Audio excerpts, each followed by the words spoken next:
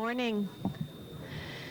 Good morning. Today is Friday, December 1st, believe it or not, 2006, and this is a meeting of the Los Angeles City Council. We are here in Van Nuys in the San Fernando Valley for our first Friday of the month.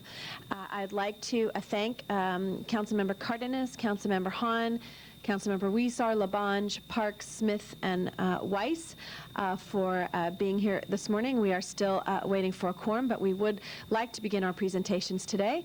I'd like to acknowledge Mr. Tom Labange, a council member of the 4th Thank you District. very much, Madam President, council members. Good morning to all of you. Let's give us all a big hand on this beautiful day in Los Angeles. At this time, I'd like to call on some very special people to join me, including our own General Manager of Recreation and Parks, John Muckrey, his very tremendous coordinator of this program, Dana Valdez, and also these young people right here for the very special, wonderful outdoor world. Come on out here. Wow. Come right up on this side. This program, the Wonderful Outdoor World, was established in the mid-90s, a program to encourage young people to get outdoors. And you know, just recently in the Los Angeles Times, it talked about people not getting to our national parks. Well, sure enough, our Los Angeles City Department of Recreation and Park, a champion for park advocacy, not only gets the young people to our local city parks, but branches to get them out into the wonderful world of the outdoors. And it's so important for this program that introduces children from the early grades of kindergarten through 12th grade to the urban areas of Los Angeles, the excitement of outdoor recreation and the environmental education component that goes through it.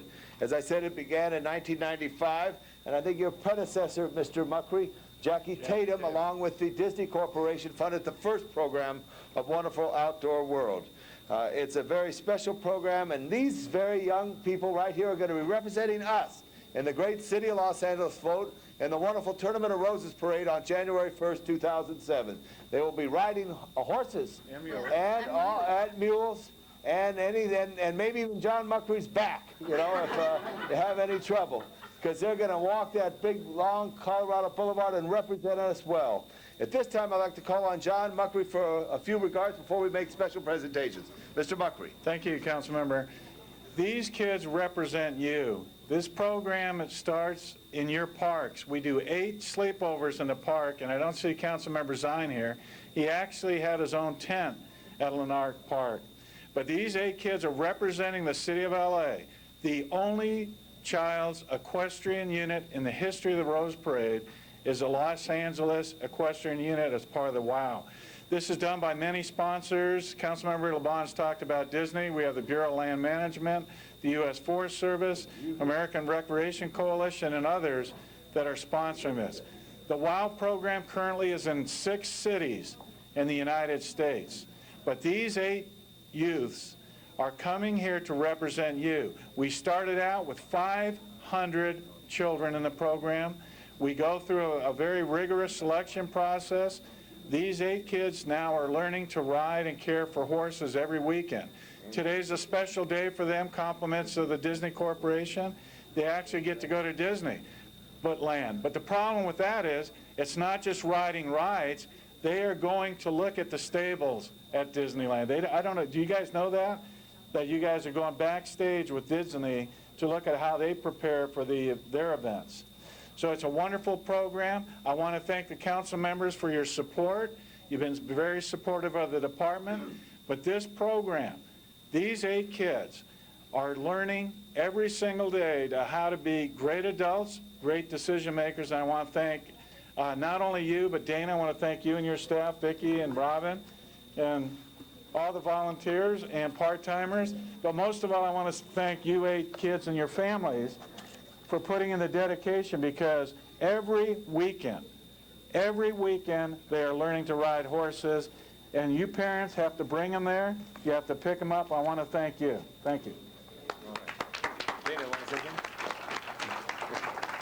You know what's great about a city is when there's people in the department that do special things and raise the bar. And Dana does that. Dana Valdez, for a few remarks, please. Thank you very much. It's just an honor to be here. I mean, last year we weren't able to be presented at Chambers. However, working with each of these kids has brought wonderful experience, not only to myself, but also to the program. I am looking forward to riding with these young, wonderful kids in the Rose Parade. And hopefully, everyone wakes up bright and early and joins us, because we are part of the City Ballet. Is it going to rain this year? And it won't rain this year. Won't rain this year. It never rains. Well, that's good. They're going to the greatest place on earth. But before you do, you're going to get one of the greatest commendations from the city of Los Angeles with the great seal of the city, which has such history. The city founded in 225 years ago this year. Guillermo Gonzalez. Let's give him a big hand right here. Right here. You hold that on that. Data, will you fix that corner for him? Michelle Lim. Good job, Michelle. I'm coming to you. Good job there. Elich Alvarez. Good job, huh? Let me hand that to you. Aracel Hernandez. Good job. Sabrina Aguilera. Good job. How do you say that? Geraldo? Yeah, Geraldo Hernandez. Martin Tafoya. Martin Tafoya. Good job, Martin. And I want to say it correctly. Yasmin. Yasmin Kosley. Kosley. Good job, Yasmin. Good job.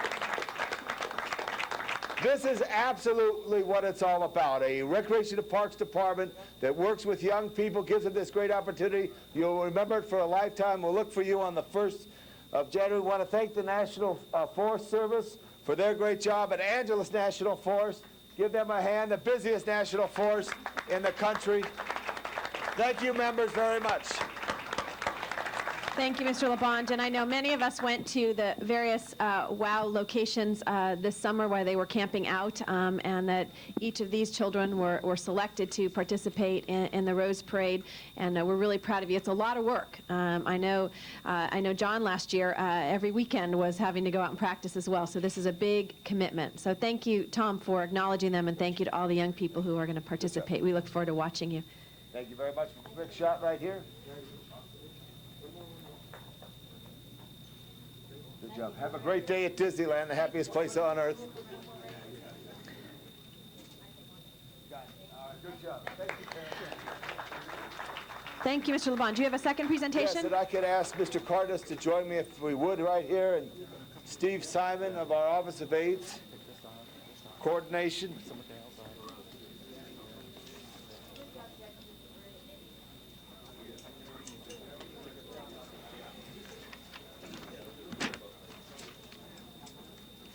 Hope to get this for their cameras. There you go.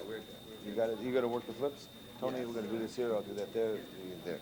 Good morning again. And this day, this December 1st, around the world, we recognize the importance of World AIDS Day.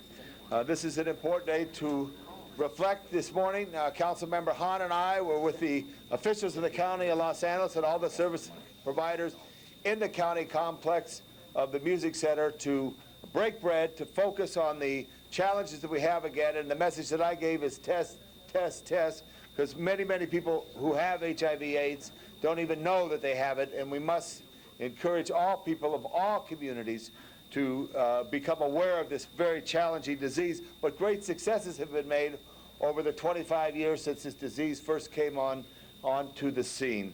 At this time, I'd like to ask Steve Simon, who does an excellent job as our coordinator for the Office of AIDS Awareness, for a few remarks, and then I'm going to call on Tony Cardenas first as we make this presentation. Excuse me, Mr. Cardenas. Mr. Cardenas, please. Thank you. Thank you very much, Tom. I just wanted to thank you for participating in this AIDS Awareness Day around the country and around the world. If anybody turns on their television or listens to the radio, the participation is phenomenal. And I think that the City of Los Angeles is doing a wonderful job, and the awareness, Tom, that you're bringing together is commendable. I just wanted to take the opportunity to mention a few organizations right here in the San Fernando Valley that are serving us and serving us well. The first one is Tarzana Treatment Centers, which provides HIV and AIDS services for both HIV-infected and HIV-affected clients with vital health education, nutritional consulting, and treatment strategies, and for improved and extended quality of life. Their goal is to help clients get back to living to their fullest lifestyle. The next one is Hands United Together, which provides a wide range of advocacy and health promotion services to low-income individuals, including HIV education, outreach and prevention, food pantry, and services and case management. We also have Proyecto del Barrio, which does many wonderful works, including AIDS work, and they provide bilingual and bicultural comprehensive community services and advocacy for residents of the San Fernando Valley. They offer services for youth, health education and prevention, drug, alcohol prevention and treatment, and HIV services. And the last one I'd like to recognize is Bienestar is committed to enhancing the health and well-being of the Latino community and other underserved communities. Bienestar accomplishes this through community education, prevention, mobilization, advocacy, and providing of direct social support services. As you can see, we have a wealth of support in this San Fernando Valley and throughout the city, but make no mistake, we must continue to fight this deadly disease. You can look on television or in the news on any given day, and you can see the tragedy of young babies, of people being stricken by this and losing their life. So once again, congratulations to the City of Los Angeles, and thank you once again, Tom. Thank you very much, Mr. Cartas, and I certainly appreciate all that great work that you and others done in the San Fernando Valley and the service providers. Let's give the service providers a big hand right now because I think it's so important. Mr. LaBonge, Ms. Hahn would also like to say a few words. Great. Yeah. Thank you. Well, I was very pleased this morning to join Tom at the World AIDS Day recognition with the County of Los Angeles. And again, it's 25 years since we've had the first case reported, and while we're making progress in terms of treatment, we are not making any progress in terms of the prevention. And I think Tom is right. It's really about everyone continually getting testing. It's unbelievable that 25% of the people who finally are diagnosed never knew they had it. And that's certainly a problem. And the other thing I comment on is the face of AIDS has really changed in the last 25 years. It really is now about women. It is now much more about people of color, and unfortunately it is much more about children and babies in particular. And so we, as everyone on this planet, it's great to see us taking at least this day to make people more aware of it. And again, I even gave a shout out to Pastor Rick Warren, who has been under a lot of controversy this last week for inviting Barack Obama to come to the World's AIDS Summit. And I think that's exactly the right thing we need to be doing. We may not agree on everything. We may have different beliefs about a lot of issues, but on this, it's great to see the world coming together to try to do whatever we can to one day not be even celebrating this day, but having it completely behind us and having it be a disease that no longer affects the least among us on this planet. Thank you. Thank you, Ms. Hahn. Mr. Parks. Thank you, Madam President. I just want to say, Mr. Simon, thank you for all your efforts in this area. You have really kept the city on pace of being aware, and I think it's 80 different activities over the next couple of days dealing with World AIDS Day, and so I'm sure you won't be able to get to all of them, but I'm sure you'll represent us well at as many as you can get there. And thank you for the invitation yesterday to make a presentation before the working group in the city council, our city, Tom Bradley Chambers yesterday. And I think what's important is some of the figures that were discussed, that even with all the new medications, all of the new technology, we still had 4.6 million new cases worldwide. And then when we equate that locally, we're talking about over 60,000, of which the city of LA has over half of the county share. And yet when we look through our communities, we have very few locations where we can give out that information, allow people to understand how they may be able to protect themselves. And it's unfortunate on some regard that some of our poor communities have the least access to the information. And so whatever we can do to assist you on that, we certainly would like you to tell us, because we think it's something that is really a negative impact on general society. And I just hope that people don't think this disease is cured, because we've had a lagging of concern and information over the last couple of years, as though AIDS has been cured, and we should go on and cure something else. And so keep up the good work. Thank you. And Mr. Labange, maybe if you don't mind, before Mr. Simon speaks, just to say a few words, we, 21 years ago, when Tom Bradley was mayor of the city, and there was a reluctance on the County Board of Supervisors to have an AIDS commission. He and that time Supervisor Ed Edelman decided that this issue was important enough to have a commission, one, although not recognized by the county, but one that those two gentlemen thought was critically important, and the creation of the first AIDS coordinator in the city of Los Angeles, Phil Wilson. And it is, in some ways, a sad day that we have to have a World AIDS Day, but it also speaks volumes to the fact that people have recognized that this is an issue and that it is something that we have to every single day, and to put a face to the people who have been impacted by AIDS, whether it be children, young adults, the elderly, whomever it may be, persons of color. This is an issue that we have to address, and today is the day that we can say we will do everything in our power. And so thank you, Mr. Labange, for bringing this forward. But it is, we've come a long way in that 21 years of a recognition that we all should be concerned about AIDS and how to stop the spread of AIDS across this world. Thank you, Mr. Labange. Well, thank you very much, Madam President. To help us have a better understanding, I again ask Steve Simon, our coordinator for the Office of AIDS Awareness from our city. Thank you, Councilmember Labange. Thank you, City Council. I appreciate those incredible remarks. As you already said, this is 25 years since HIV was discovered here in Los Angeles at UCLA, and 25 years without a cure. And as you've heard me say before, the city has been at the forefront of fighting the epidemic, from the world's first AIDS anti-discrimination law, which the City Council passed many years ago, to the symposium we held yesterday, which Mr. Parks was at, where we worked with UCLA again to investigate cutting-edge biomedical strategies for AIDS prevention. But federal and state officials, as Mr. Labange pointed out, say that 25% of people who are HIV positive still don't know their status. So our top priority has to become getting significantly larger numbers of people from Los Angeles tested for HIV. Because if you don't know your status, you can't get care and treatment, and if you don't know your status, you're more likely to infect others. So this year, my office has partnered with OraSure Technologies to bring 1,000 additional oral HIV tests to Los Angeles. We've sought and secured, pending council approval, nearly $100,000 in grants from Gilead Sciences to launch the first phase of our HIV testing initiative with 4 community partners to test in some of our most impacted communities. But too many people still think HIV is someone else's problem. So when last month, a community-based organization launched a campaign that said HIV is a gay disease, we had to respond. We had to say that that message cannot stand alone.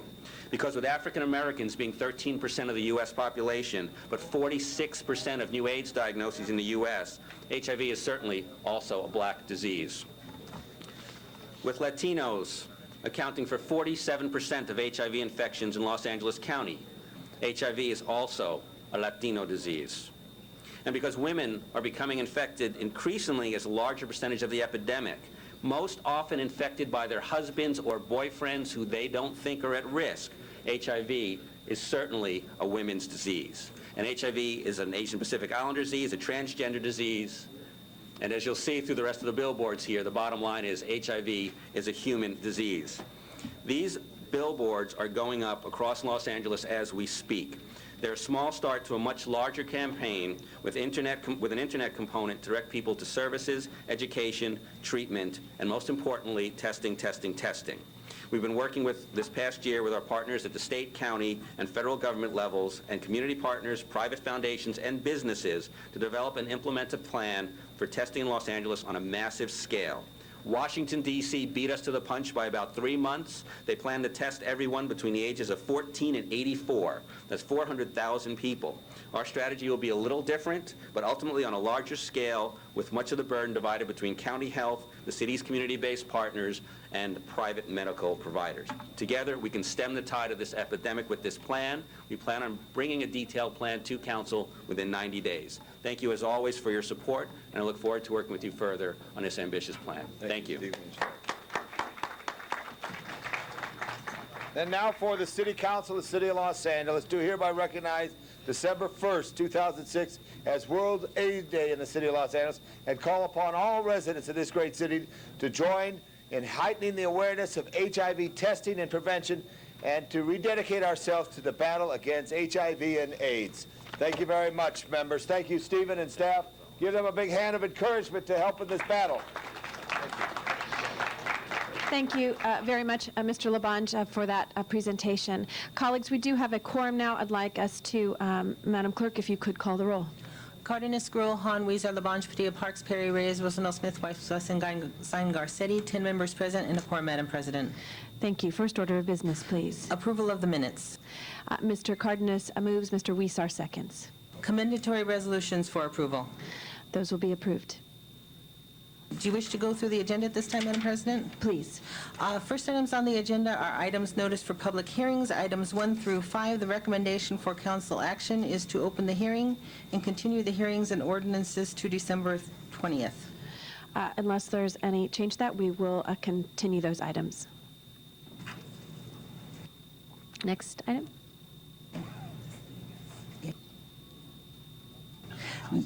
Next item, Madam President, is item number 6. That's also a public hearing item, and there is a request to continue that matter to December 12th for the hearing. With no opposition, that will be considered continued to the 12th.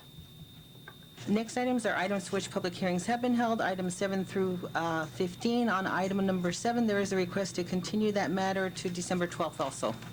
That item will be continued to December 12th. And that would also leave before council 8 through 15. And just for council's information, on item number 12, both committees waived that matter. So the matter is before council, and it would be to approve the recommendations of the CAO and CRA.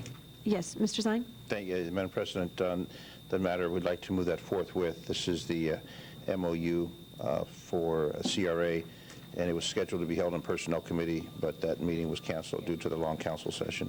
So we'd like to approve that. We have waived it through committee and have it forthwith. Okay, so it's a motion for it to be approved? Yes. Okay. That would be on item number 12. Mr. Reyes? Yes, items 8 and 11, please. Thank you, and we do have cards on those. 8 has not had a public hearing, 11 has, but we'll call both of those special for public hearing. Thank you, Mr. Reyes. Any other specials, colleagues? Yes, Item Mr. 12, Zine. That was not only to approve, but do it forthwith. Yes, and colleagues, because of the recess next week, all items today will be going forthwith to the mayor. Thank you. All items. All right, so Madam Clerk, please call the roll on the remaining items. Open the roll, close the roll, tabulate the votes. 10 ayes. Thank you. And next items. Next items are items for which public hearings have not been held, items 16 through 23. 10 votes are required for consideration, and there are cards on 18, 19, 21, and 21. And 24, we actually have some cards on that one as well, currently. So 18, 19, 21, and 24. You know, we're going to call, is 25 part of that category as well? No, actually, Okay. before council right now is 16 through 23. Okay. Colleagues, any specials? Yes, Mr. Parks? I'd like to call 21, 22, and 23 special. 21, 22, 23. Any other specials, colleagues? If not, the items that will be called special would be 18, 19, 21, 22, 23, and 24. Other items are before us. Madam Clerk, open the roll, close the roll, tabulate the votes. 10 ayes. Those items have been approved. And the ordinance on item number 16 goes over to December 12th. We will see that again on the 12th. Thank you. Next items. Number 24, and that is an item for which public hearing has been held, and I believe there are cards on that item. You said a public hearing has been held on item number 24? Yes, it has. It was continued from Wednesday. Is there anyone that would like to? Yes, Mr. That's Cardenas? special on behalf of Councilmember Labange. Okay. Item 24 will be called special. Next items on the continuation agenda are items 25 and 26, and those are items for which public hearings have not been held. And on item number 25, a new ordinance has been prepared by the city attorney, and that has been distributed to the council members. I'd like to call item 25 special. Mr. Reyes? Yes, can we hold 26 on the desk and working on an amendment for that one? We will hold 26 on the desk. Next items. Madam President, do you wish to recess the regular meeting and go into the special meeting? That would be great, thank you. Cardenas, Grohan, Weezer, Labange, Padilla, Parks, Perry, Reyes, Rosendahl, Smith, Weiss, Wesson, Zine, Garcetti. 10 members are present. Thank you, Madam Clerk. Those items? There are 2 items on the special meeting agenda. Those are both items for which public hearings have not been held. There is a parcel map and a tract map, and I believe I don't have any cards on those items. Colleagues, anyone wish to call those items special? If not, Madam Clerk, open the roll, close the roll, tabulate the votes.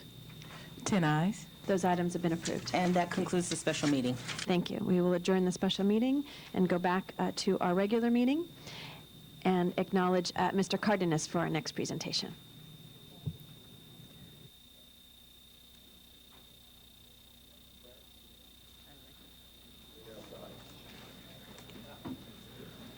Before I make my presentation to our Van Nuys High School students, I'd like to break for a commercial. Sandy, can you please come up? Sandy's going to announce the blood drive that we're having right here on the corner of Van Nuys and Sylvan between 9 and 2 today. Thank you, sir. Thank you so much. At this time, we're in desperate need of blood donors. My name is Sandy Heibarger with Providence Holy Cross Medical Center and St. Joseph's Medical Center. During this time, cold and flu season, donations tend to drop, but the need actually increases. Blood is only good for 42 days, so we really, really need you at this time, especially Holy Cross. It is the second private largest trauma center in LA County. So we're encouraging all of you that can please come out and donate. Like I say, we need a new generation of blood donors. Every donation will save 2 to 3 lives, and blood is only good for 42 days. We're trying to encourage more minorities to donate. For some odd reason, we tend to be type O, and O can be given to a lot of patients. So please come out and support us. And we can't count on the elderly to donate for us anymore. We really need the support from our youth, too. We will be here until 3 p.m. As long as you don't have a cold, we'd love to have you. Thank you so much. Hold on, Sandy. Let me ask you a question, Sandy. Is it free? Is the blood free? I mean, are we charging people? Oh, I'm going to explain something to you. please. Okay. There's nothing free in Waikiki. I could tell people we are a nonprofit hospital.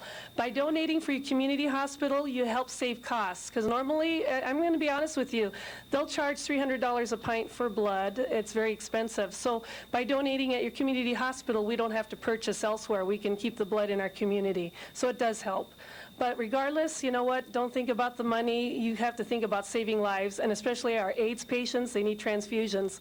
So we just want to think about making it a habit to donate blood and keeping it in a system. A lot of people don't realize it takes 3 days to test the blood, so God forbid, if your family were to need blood today, you cannot run down there on the spot and donate blood, even though it's your own child, because by FDA regulation, we still have to test it. So you're going to want to hope that other people had donated there ahead of time, that blood is there ready. Let's not wait for another 9/11 to come out and donate. We need to donate every day, okay? Thank you. Thank you, Sandy. so much. Appreciate it. Okay, come see Sandy between 9 and 3 o'clock today right here on the corner of Van Nuys and Sylvan, right in downtown Van Nuys. And again, it's on behalf of St. Joseph Medical Center in Burbank and Holy Cross Medical Center right here in Mission Hills. So let's support our families here in the Valley, please.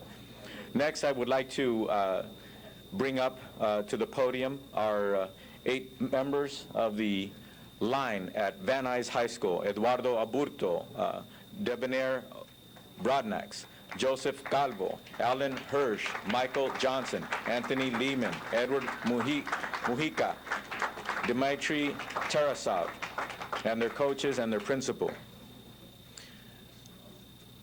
The reason why these young men are so special is because they're role models. All of these young men who serve on the line, the football team at Van Nuys High School, have acquired and earned over a 3.0 GPA, every single one of them.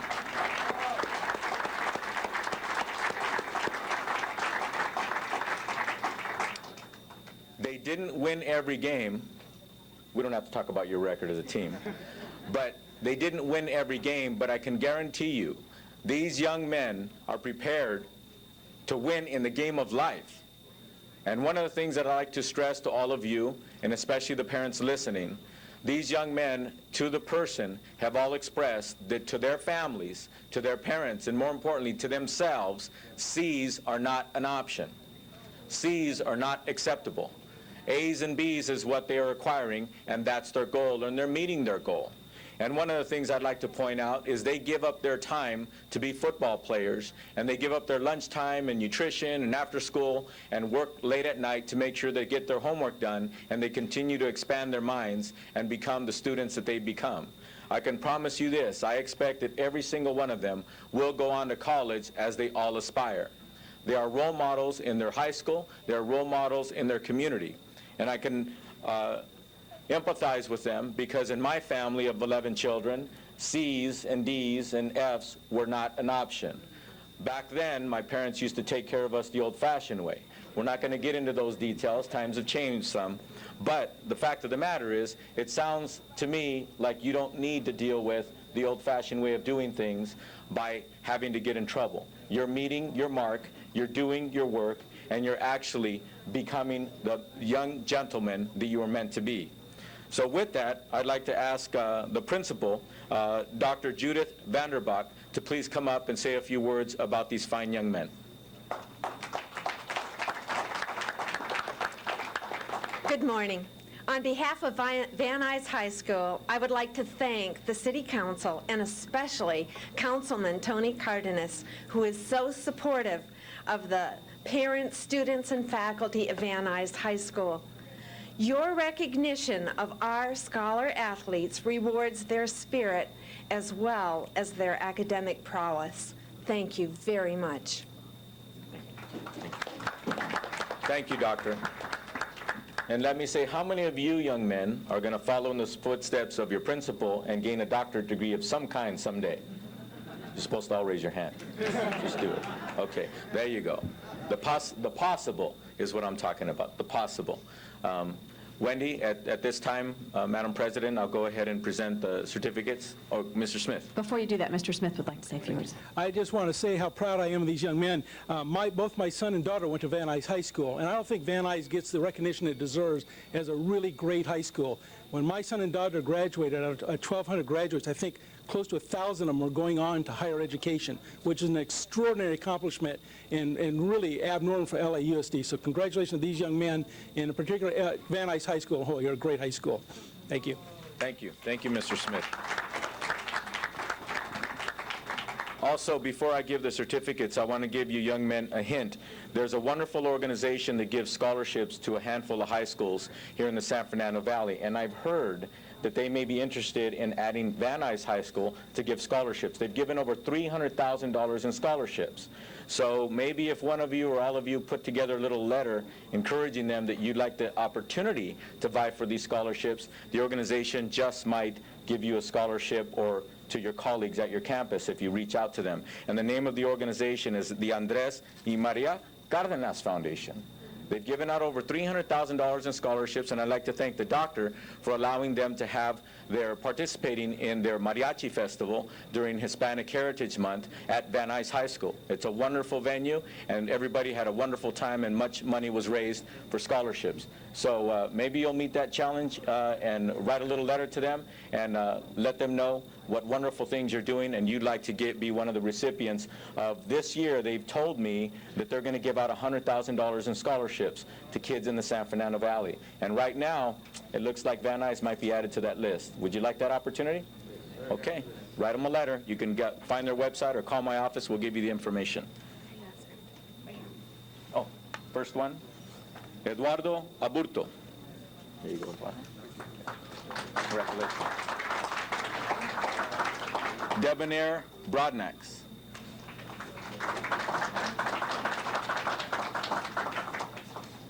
Joseph Calvo. Calvo in Spanish means you're bald. This guy is definitely not living up to his name. Alan Hirsch.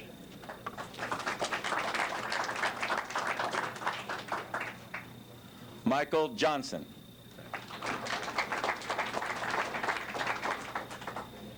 Anthony Lehman.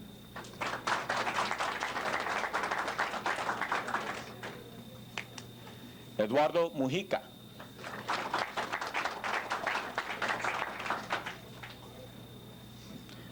Dmitry Tarasov.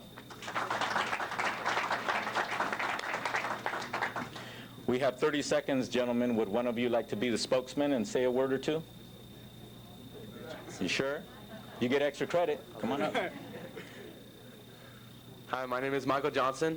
I was one of the captains of the football team, and I would just like to say, though we had a bad record in our football team, you know, we learned many lessons. You know, in the football games, we never gave up. We always fought, and so our coach told us, you know, even though we get stomped on, it's how we react when we get stomped. You know, we never gave up, and we're not going to give up in the game of life, and we're going to succeed. So, thank you. That's our leadership, ladies and gentlemen. Congratulations. Congratulations to all of you. A wonderful accomplishment. Mr. Smith. Madam President, I have a presentation to make, but I'm not sure the recipients are here. So if Luis Mendez, Thomas Griffin, or Tony Derry are here, would you wave your hands? Thank you. Okay, I don't see him. Thank you, Madam President. Thank you. I'd like to acknowledge Mr. Zine for our next presentation.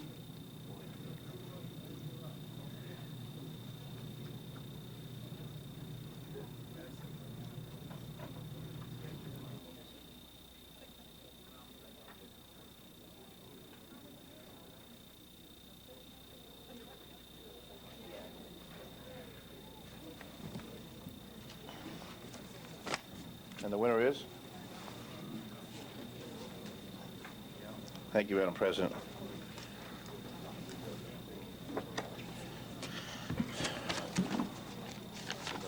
I have two presentations, and the first, Tracy Rafter.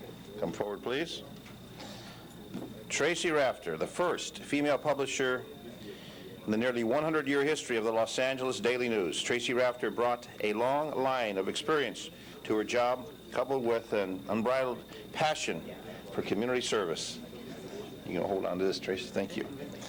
As a 24-year veteran of the newspaper business, she has held top positions in a variety of major markets across the country, including a decade with the Journal-Register Company in Trenton, New Jersey, where she served as president and CEO of 4 award-winning newspapers in Pennsylvania, Rhode Island, and Massachusetts, and received national acclaim for both editorial and advertising excellence. Additionally, Ms. Rafter owned and operated a group of newspapers in Walla Walla, Washington. I like that, Walla Walla, Washington, before moving to Los Angeles in 2002 to join the Los Angeles Newspaper Group, owners of the Daily News, as Senior Vice President of Advertising and Marketing. After 2 years and numerous successes with that, she was appointed publisher and CEO of the Daily News in January 2004. Under her leadership, the Daily News has continued to grow and make significant strides over the past 2 years. This includes building circulation while continuing to win numerous awards for editorial excellence from the industry's top trade organizations. And some of those editorials have been about this council. But we still love you, Tracy. As well as expanding the company's presence on the internet and forming strategic alliances with other media. Tracy has also made her presence widely known in the Valley community by contributing her time and talents to a broad range of local civic and charity organizations, hospitals, and businesses. She is currently on board of directors of Economic Alliance, Junior Achievement, LA's Best, and the Fernando Awards. She is also active in children's programs at West Valley Community Church, One Generation, and Tierra del Sol. Also 11-year past active Rotarian, a native of Twin Falls, Idaho, that great place, Idaho, up there in the beautiful part of this world. She began her newspaper career while still in high school at the Times News and later graduated from the College of Southern Idaho.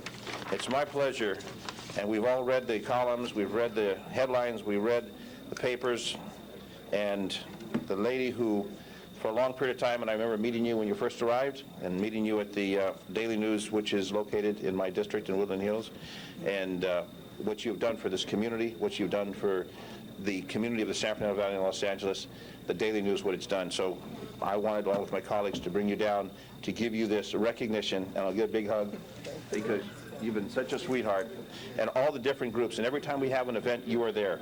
You are there as the representative to show support for this community. Tracy Rafter, who's leaving the Daily News, but she's still in town for us. Thank you, Mr. Zine. And before Tracy speaks, I'd like to acknowledge Mr. LaBonge. Thank you very much, Madam President. Tracy, congratulations. Every door is another chapter, you know, and I'm sorry to see you go for the Daily News, but that's a business decision they make move forward. But I want to congratulate you as being a publisher of a paper that is so important, that still has high school sports in it, which the Los Angeles Times doesn't. And thank you for all the work and commitment that you had in trying to improve and inform the community so we could share and make the right decisions. Thank you so much. Thank you, Tracy. Thank you. Thank you, and I'd like to add my thank you to Tracy. You're right, Dennis. She came into Los Angeles and quickly became an active part of the San Fernando Valley, an active part of the civic life here in Los Angeles. She was everywhere at every event while she was still running a newspaper, and so I've really appreciated, Tracy, your leadership and your commitment, and I know you are going to continue many of those commitments here in the San Fernando Valley, so I appreciate it and look forward to working with you in your new endeavors. You've made a big difference, and I think as Dennis, the first woman to run that newspaper, was an incredible accomplishment, and it's been recognized by many. So thank you very much, Tracy, for your leadership. Thank you. Now your turn. Now the publisher speaks. Dennis, thank you so very much, and all the council people. This is truly an honor to be recognized by you all. I know that it's been an exciting few years that we've had conversation on many topics, and we're all in it together, really in the same, I know at the same heart and core of the mission we have is to better the lives of people that live right here in the Valley and in Los Angeles overall. And together we're going to get at that. And I thank you for the recognition of the time. I know we've had, I talk about Dennis, this is his time to talk about me in front of people, which we've had a lot of time to talk about Dennis and all the rest. But it means a lot to be recognized by you. And I know that the work that you're doing is powerful and meaningful, and I know that you're moving forward in a lot of areas. And I am here to help and to continue that cause. I really care, as you do, and we're in this together. And I don't know what tomorrow will be, but it's going to be exciting, and we're going to be doing things together. Thank you for the recognition. It means really a lot. And Tracy is not leaving the San Fernando Valley. She's not leaving Los Angeles. She's not going to that beautiful retirement place of Idaho. Many, many more years of activity here in the San Fernando Valley, city of Los Angeles. Thank you. Thanks, Dennis. Let's get some photos here. Okay.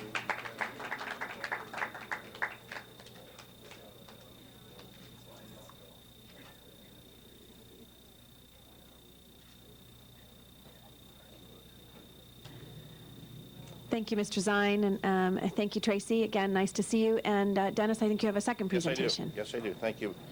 Second presentation is for Larry Mannion. Larry Mannion, please come forward. Larry Mannion. He's now Chief Lawrence E. Mannion. A little bit about Larry Mannion with the Stars. Enlisted the United States Army in 1968. And was trained by the United States Navy and certified as an underwater Mark V hard hat scuba diver. Completed his 3 years of honorable discharge in Korea in the 142nd Military Police Detachment. Prior to assuming command responsibilities with the Los Angeles School Police, Chief Mannion amassed nearly 30 years of service with the Los Angeles Police Department. During his tenure with the LAPD, Chief Mannion performed a multitude of assignments that included officer in charge of the Oakwood Task Force Gang Unit, adjutant to the Support Services Bureau Police Administrator, officer in charge of Valley Jail Section, and watch commander of Valley Traffic Division. After retiring to the rank of Lieutenant 2 from the Los Angeles Police Department in September 2000, Chief Mannion served with the Los Angeles County District Attorney's Office, Bureau of Investigations for 2 years prior to being selected as commander of the Los Angeles School Police Department. In October 2003, he was promoted to rank of Deputy Chief of the Los Angeles School Police Department. August 11th, 2005, he was appointed Interim Chief of Police with the Los Angeles School Police. And September 20th, 2006, you talk about a rising star, Los Angeles Unified School District Superintendent Roy Romer and the School Board of Education appointed Mannion as the Los Angeles School Police Department Chief of Police. Chief Mannion commands the second largest school police department in the United States. Employs 361 sworn police officers, 120 civilian school safety officers, and 41 civilian support staff. There are over 900 schools and administrative facilities located throughout the 703 square miles encompassing Los Angeles Unified School District. The men and women of the police department respond to approximately 75,000 calls for service annually and provide police service to nearly 1 million students and 88,000 district employees. Chief Mannion holds a Bachelor of Arts degree in business from University of Redlands, graduated from the FBI National Academy, the LAPD Command Development Program, United States Army Enlisted Command Leadership School. Chief Mannion is a member of the Police Officers Association of LA County and the International Association of Chiefs of Police. And Larry, I've known you for a long time, and I know your passion for people and for public safety, and it's a pleasure on behalf of me and my colleagues to present to you a resolution commending your appointment as Chief of Police of the Los Angeles School Police Department, where I must admit that you have a close alliance with the Los Angeles Police Department and the men and women that serve the people of Los Angeles. Chief Larry Mannion, congratulations. Thank you. And a few words from the Chief. And before we do, Councilmember Huizar would like to say a few words. Chief Mannion, congratulations, and I had the pleasure and honor of serving with you when I was on the school board, and you're a deputy chief there, and I think you come at a right time to serve as the chief of police for the school police department. As the city and the school district are working closer together, your knowledge and experience with the LAPD and knowing how the city functions is going to be invaluable as we go forward to make sure that we continue to make our kids safe going to and from school and definitely on the campuses. And council members and colleagues, I would hope that we extend and you personally get to know Chief Mannion. He's a very special individual that's dedicated to serving this city. And I would ask that we continue to work together as we go forward. But this is an individual who's dedicated, and I know that if we call upon him to work with us closer in our own districts or throughout the city, that's a person who's willing to stand up and lend of himself in the service. So congratulations. I'm thrilled to see you there, and I look forward to continuing to serve the city of Los Angeles, and particularly our kids. Thank you so much. Thank you very much, sir.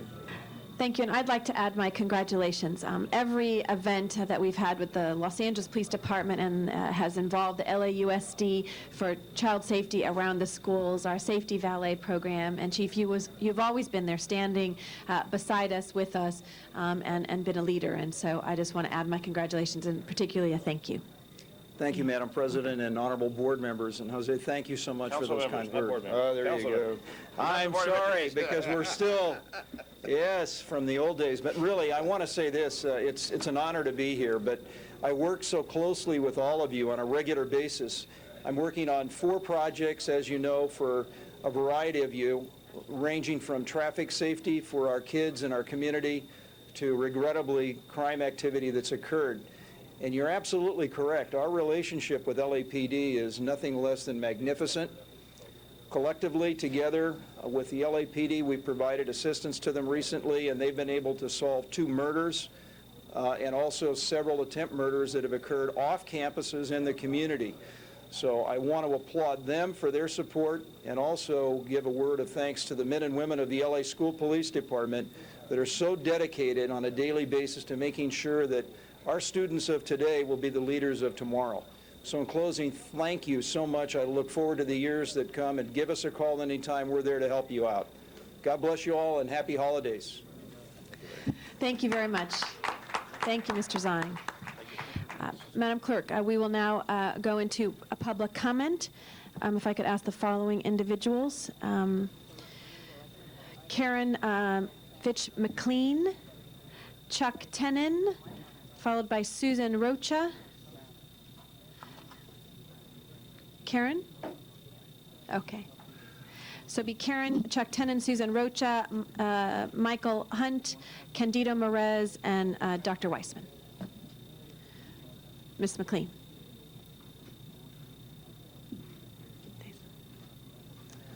Hi, my name is Karen Fitch McLean. I live on Aqua Vista in Studio City. I received my Ellis Act eviction notice on November 15th. The developer bought 3 properties in my neighborhood. 71 of us are being evicted, and he proposes to build a 123-unit for-sale condominium complex in the stead of these 3 properties. This is a very difficult time for me. The rental market is very tight, very crazy. The for sale market is also pretty tough right now. The developer has said that we could sign a contract promising never to come back to this site no matter what happens. And if we do sign that contract, he will give us an additional $3,225 basically above what the Ellis Act requires. I feel that we are being asked to sort of make a deal with the devil prior to knowing what will really happen with this development. The land use hearing for the development is not scheduled until February 15th, or I'm not sure which date in February. We're asked to sign this contract actually prior to getting the Ellis Act, but he's extended the deadline to December 15th. However, we don't know what will happen with our property. All around me, I see the same thing happening in my neighborhood in Studio City and in North Hollywood, and I just think this is a very destructive period for renters in the history of our community, especially in Studio City and North Hollywood area. If you would, my staff member, Chris Olson, get your number, because we are, planning a meeting on December 11th, I believe it is, as well as we've requested the actually owners of the property to meet the request of extending that period of time, and so we're still waiting to hear back. But if you would give your information to Mr. Olson, we'll make sure we'll give you an update on that as well. Thank you very much. He's right there. Okay, I will do Thank you. so, and thank you for requesting the extension, because we are very confused right now. Thank you very much. Mr. Tenon. Good morning, council members. Chuck Tenon. The subject, tenant protection and adequate relocation benefits. In 1987, the City Council raised the tenant relocation benefits to $2,000 for non-seniors and $5,000 for seniors and disabled. The average rent in Los Angeles was $300. The LA Times reported on November 1st, 2006, that the average rent in Los Angeles is now $1,700. That's a 560% increase. Critical factors: increase of rental rates, condo conversions, demolitions of existing affordable housing to build and develop condos, low citywide 2 to 3% vacancy rates, poor tenant protection, terminated vacancies from Ellis Act evictions, displaced seniors, disabled, families with children, low income, no enforcement of the city's municipal code 12.95.2 for the last 26 years with regard to vacancy rates under 2.0, housing crisis getting worse. The purpose of the relocation fees is to enable a reasonable transition from a tenant's loss of affordable housing and rent control to market rates. The current rate is $3,550 for non-seniors and $8,500 for seniors and disabled. Gail Goldberg, planning director, said loss of affordable housing is imminent. It will be a thing of the past. The displacement of tenants will continue to grow. It is predicted that by the year 2035, the homeless and the displaced tenants that will become homeless with no place to go, there'll be 1 million homeless in the city of Los Angeles. The City Council should immediately introduce and pass a motion for a 9 and 20, which I have here, relocation fee as an urgent measure, which we ask which council member will be the first to step up to the plate and introduce this motion. I'd like to give this to each council member.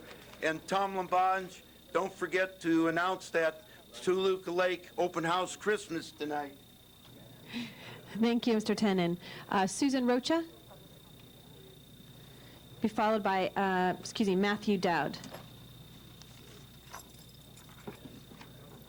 Well, I want to say that I think that Ed Reyes should be ashamed that he lied at the last meeting that when I was here about working on the church bells and the amplified sound system for 2 years, and that has not even been up for about a year. And I received a letter yesterday from your office from Suzanne Jimenez saying the case is closed. Do not call us anymore.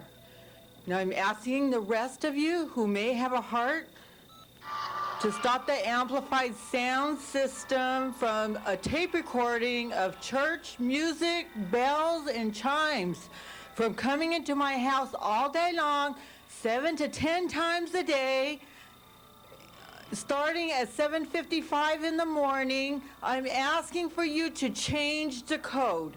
It's Chapter 11, Article 5, Section 115.0B, that says churches can do whatever is reasonable and customary, which doesn't give a definition of what that means. It doesn't give a definition of what a church means.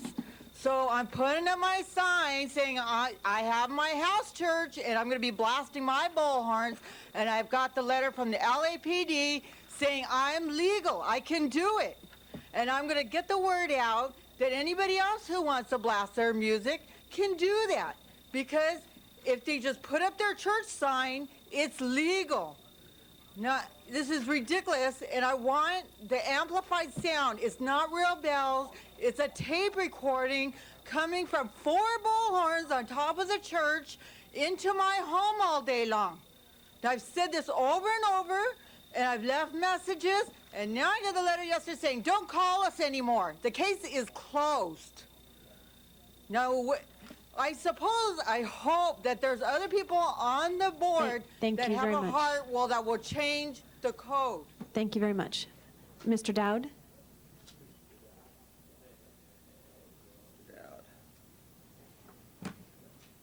Thank you. Yes, nice to be back this week.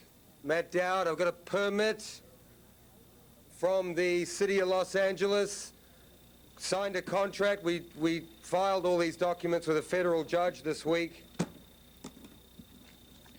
The contract we signed said that you had political or religious expression. But then they turned around 6 months later, the city attorney tried to force us to sign another contract. So we're getting a lot of black marks against the city attorney. Start with Prop R. Maybe he must have been wrong because the council wouldn't take his advice on that one.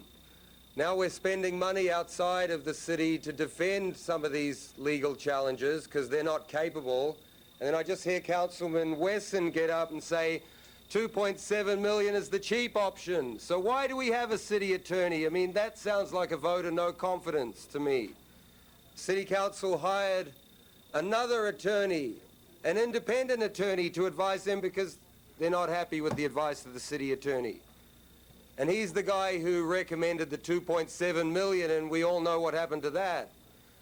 I say just make it 1.8, right? We'll take the racial element out, take out 1/3, that's 900,000, 1.8, get him out of here. George Bush got defeated in federal court a couple of days ago too. A federal judge struck down some of his Patriot Act and designating groups as terrorists because the order was unconstitutionally vague. That was in Los Angeles, Judge Collins. We just filed a lawsuit about Venice because that's exactly the same thing. You're discriminating with language that's unconstitutionally vague. Thank you very much. Channel 35, if you're watching this tonight, just switch something off and save the city a little bit of power. Thank you. Michael Hunt.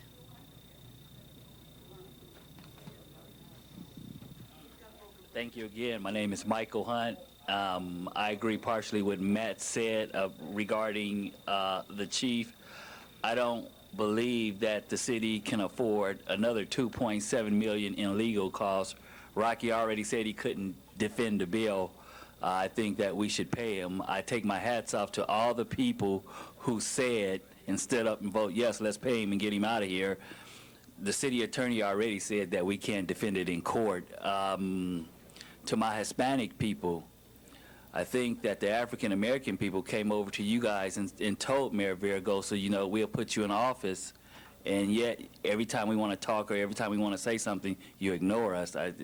If Magic Johnson was to step up to the plate, we'd be back in the House again. Not that that's any consolation, but I think that you guys ought to listen to the experts and people that's been on the committee the longest. Pay the guy, get him out of here, pay him his $2.7 million. I hate to see anybody lose their job, the chief of it, or anybody. He resigned today.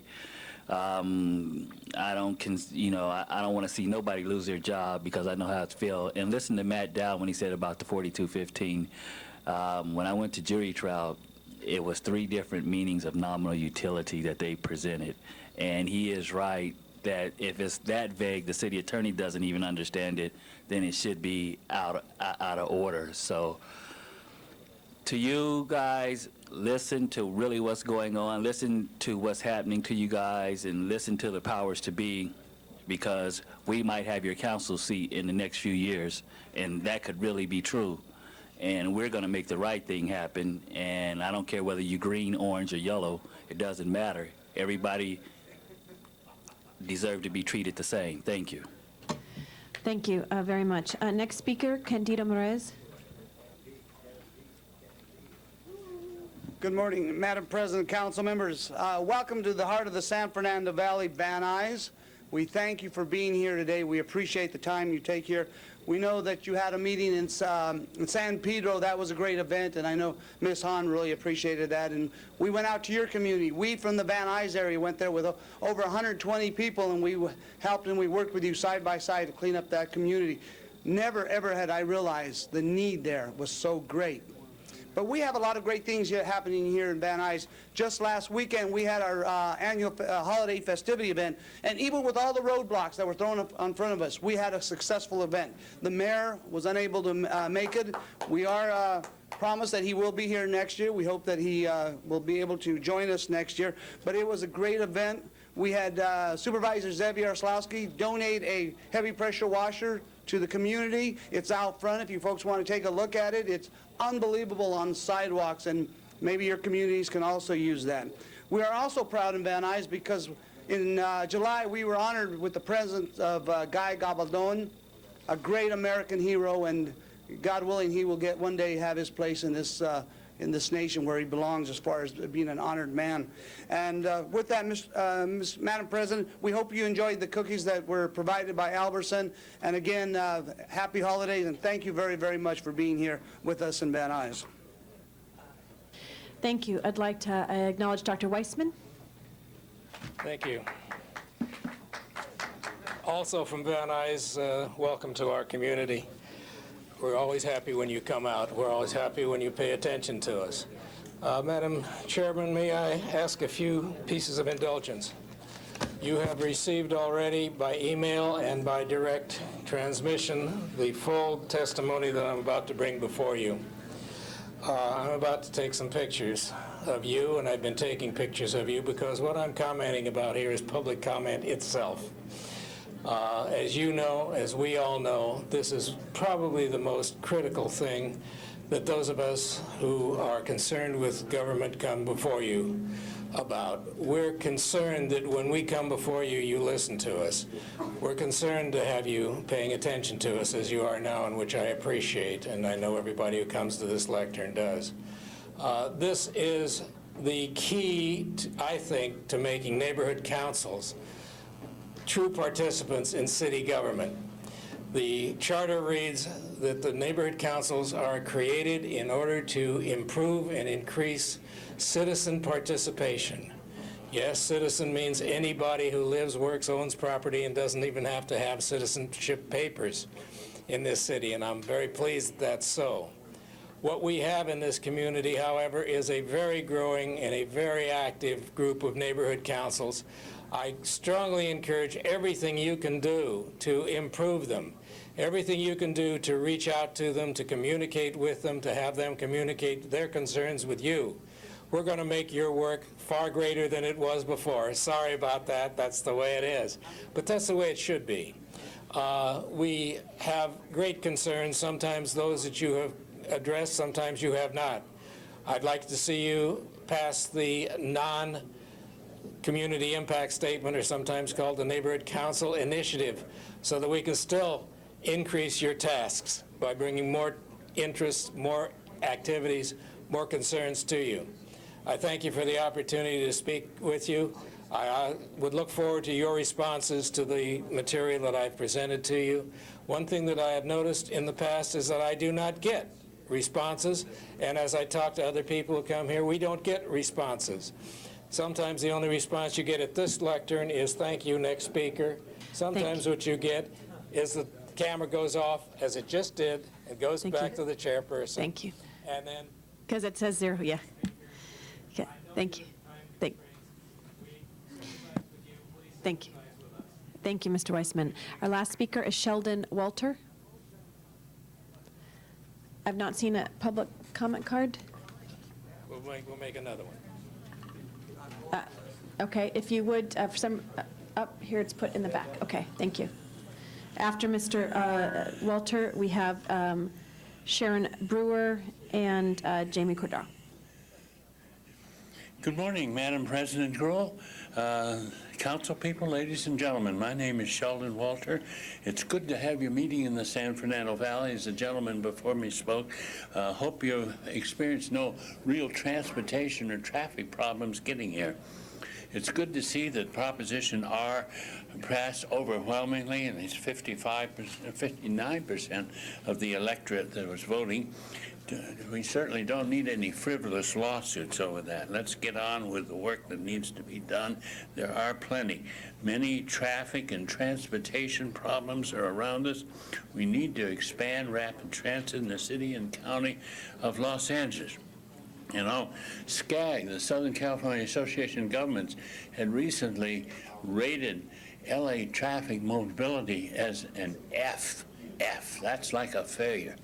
I know you're doing a lot of things in the like left turns and things like that, which help. But we need to get really into rapid transit. For instance, if LA hosts the 2016 Olympics, which is a great thing if we can, we need better transit access in and out of the LAX area and Bob Hope Airport. We're now working on extending the Metro Green Line to LAX, and Councilman Bill Rosendahl and your committee, Transportation Committee, are both commended for your support and activities in extending that Green Line to LAX. The subway to the sea, which Mayor Antonio Villaraigosa is promoting, if you go westward on it, perhaps instead of going all the way out to the sea, turn left along the 405 corridor right south through Westchester into LAX. Provide access in and out so that the Olympics, if the athletes and the visitors and the residents are not hung up with gridlock and traffic congestion and all. This city is growing. We're getting more and more people. We could just ask you to conclude. And I will conclude by saying it was great that Mayor Antonio Villa, in his Asian tour, was impressed with the transit system in Japan. I suggested to the MTA Board of Directors that they send transit experts over there to see how that system works and see how it can be applied here. Thank you very, very much. Thank you. Sharon Brewer, followed by Jamie Cordaro. Happy holidays to you, too.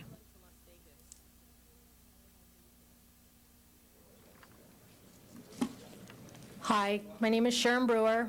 I'm here about the wildlife at Lake Balboa. CD6, when are you going to do something about the wildlife issues at Lake Balboa? Fact, on November 20th, an American coot was found falling down when trying to walk. I took it to the California Wildlife.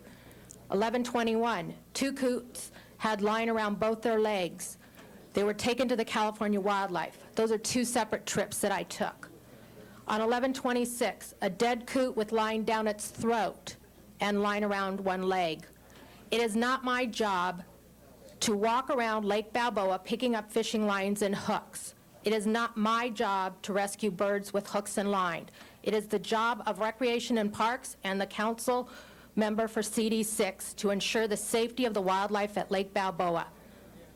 CD6, during public comment on November 6th, I asked for you to work with me regarding the fishing problems at Lake Balboa. I also asked that you take the time to address my concern. 1 month later, no one from your office has contacted me regarding this ongoing problem. How long do I have to wait for CD6 to get involved at Lake Balboa? Now I'm going to change gears. On November 21st, I went to a 9/12 commission meeting. At that meeting, all the commissioners were sitting on a stage, and they all were paying attention to what the public had to say. They listened to everybody's complaint. They showed the speakers respect. And as a public speaker, I come here, and now I have your attention, which is really nice, but I also need to have some kind of input from the people when I go and ask questions about my concerns. So please show the public respect when they come up and go and talk about their problems. Thank you. Thank you, Ms. Brewer. Mr. Cordaro. Thank you, Madam President. Some of you know me. My name is Jamie Cordaro. I'm president of the Van Nuys Neighborhood Council. And, you know, the Van Nuys Neighborhood Council got off on a very rough start. We were the poster child of what everything and anything could go wrong with neighborhood councils. Over the last several years, we've got everything turned around. We have been working diligently with our outreach. We have brought all our stakeholders together. We just held a large holiday event over here next to City Hall. This past Saturday, we had close to 700 people available to show that the Van Nuys community has come together, and we're working. We've got the beautification on some of the medians. We're working closely with Building and Safety and other government agencies. I know specifically how community-based policing worked. It was a wonderful, wonderful program. It got pulled back for a while. Now it's back out into the community. I want to take it one step further. I want to take it to community-based government. Without neighborhood councils, this city is going to slowly die. We can't let that happen. We need to bring the stakeholders of the great city of Los Angeles together. We need to move forward. We need their input. We need their voice, and we need their help in order to make this city a greater city than it already is. So with that, our outreach is outstanding. We have our elections tomorrow. It will be at the Van Nuys Elementary School. All stakeholders within the Van Nuys community, neighborhood council boundaries are welcome.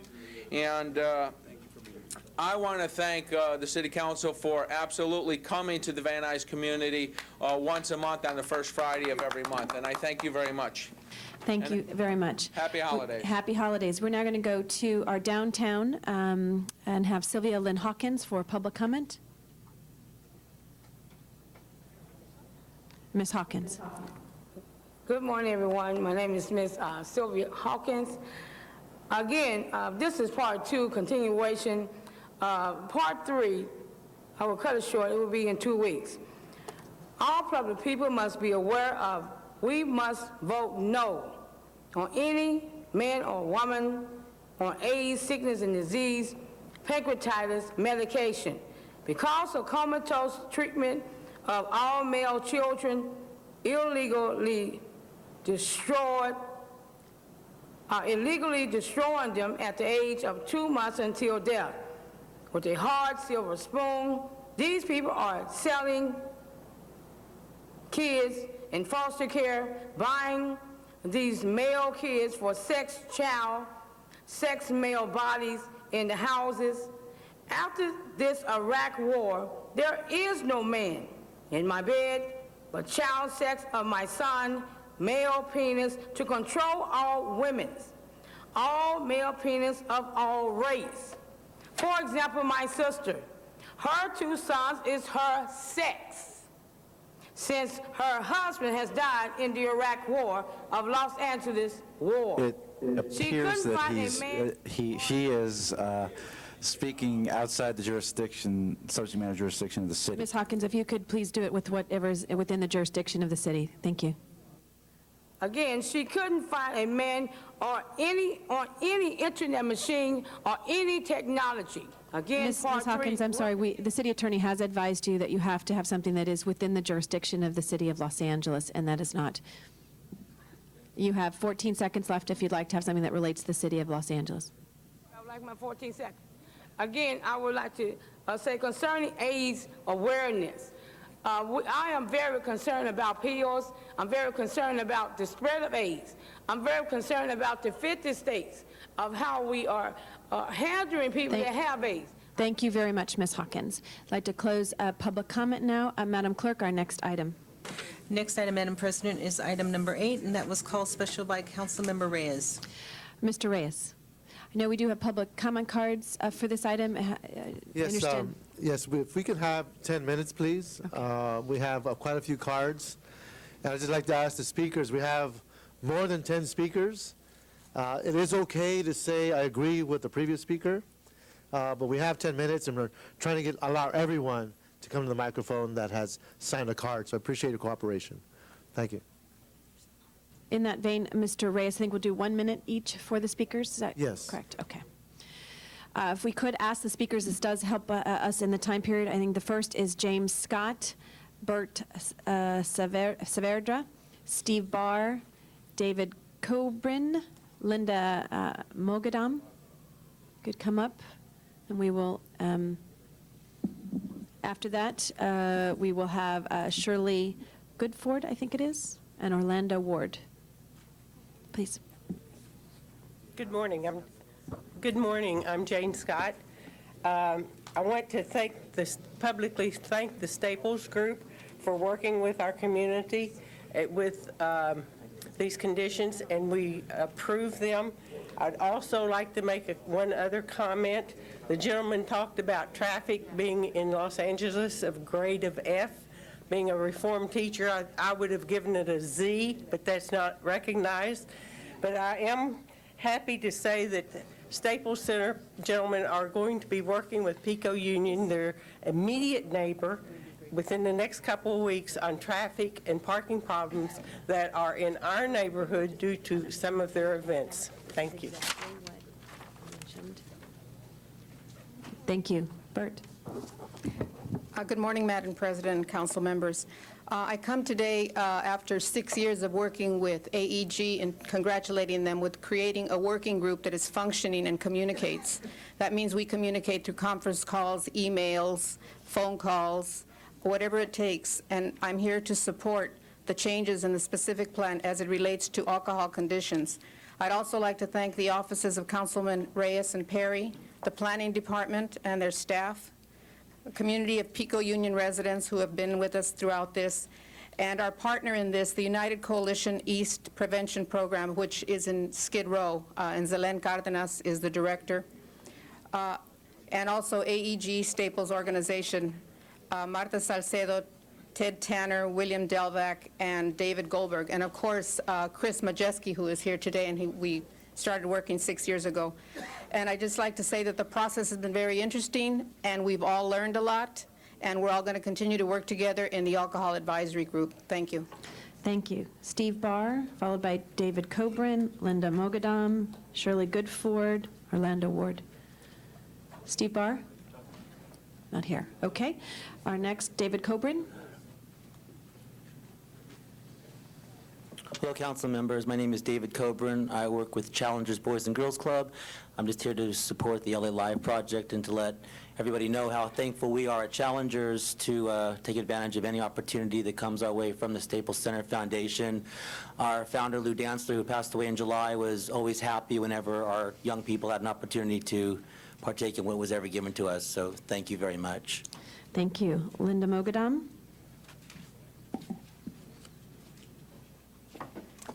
Hello, my name is Linda Mogadam, and I'm a Director of Government Affairs at Central City Association.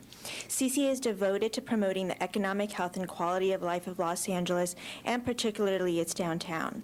As such, I'm here to express CCA's strong support for Phase 2 of the LA Live project and the amended agreements the developers have brought forward today. From the beginning, CCA has been very supportive of AEG's efforts and commitment to downtown. Since its inception, the Staples Center has served as an anchor to downtown revitalization, especially within the South Park community. LA Live is the next step in development of the Staples Center site and will bring about a new era of entertainment, restaurant, and retail options to downtown residents and the region. It will also attract significant investment and business to the surrounding area. The much-anticipated Convention Center Hotel will finally enable the Los Angeles Convention Center to reach its full potential as a world-class meeting space, and the updated agreements will better enable the developers to meet market demands and finance the project. Thank you very much. Our next speaker, Shirley Goodford, followed by Orlando Ward, followed by Tim Lewicki. Good morning, Ms. President and City Council members. I'm speaking for the LA Parent, I'm a parent and I'm speaking for the LA Parent Union that we support AEG and we support LA Live, and we look forward to the new developments that will be coming into the downtown area. Thank you. Thank you very much. Orlando Ward.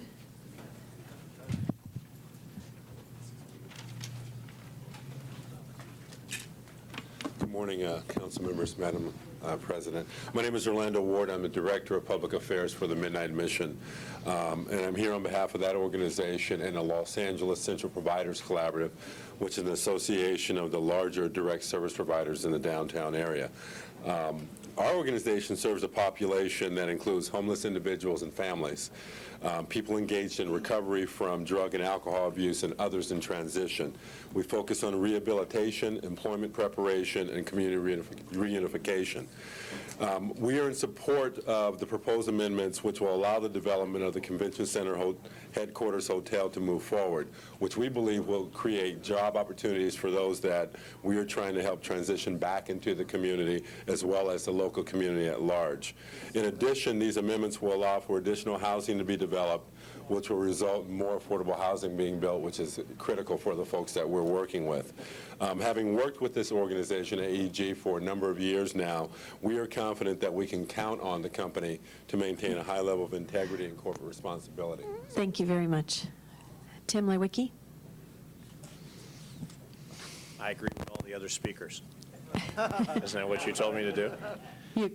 I agree with all the other speakers. Happy holidays. I want to thank the city for your leadership on this issue. I want to thank Jerry Miller for all the time he and his organization have put into this. We appreciate your consideration, and we'll see you on November 1st of 2007 at the Nokia Theater. Thanks. Thank you very much, Tim. Peter Corpus, followed by Jose Equivel.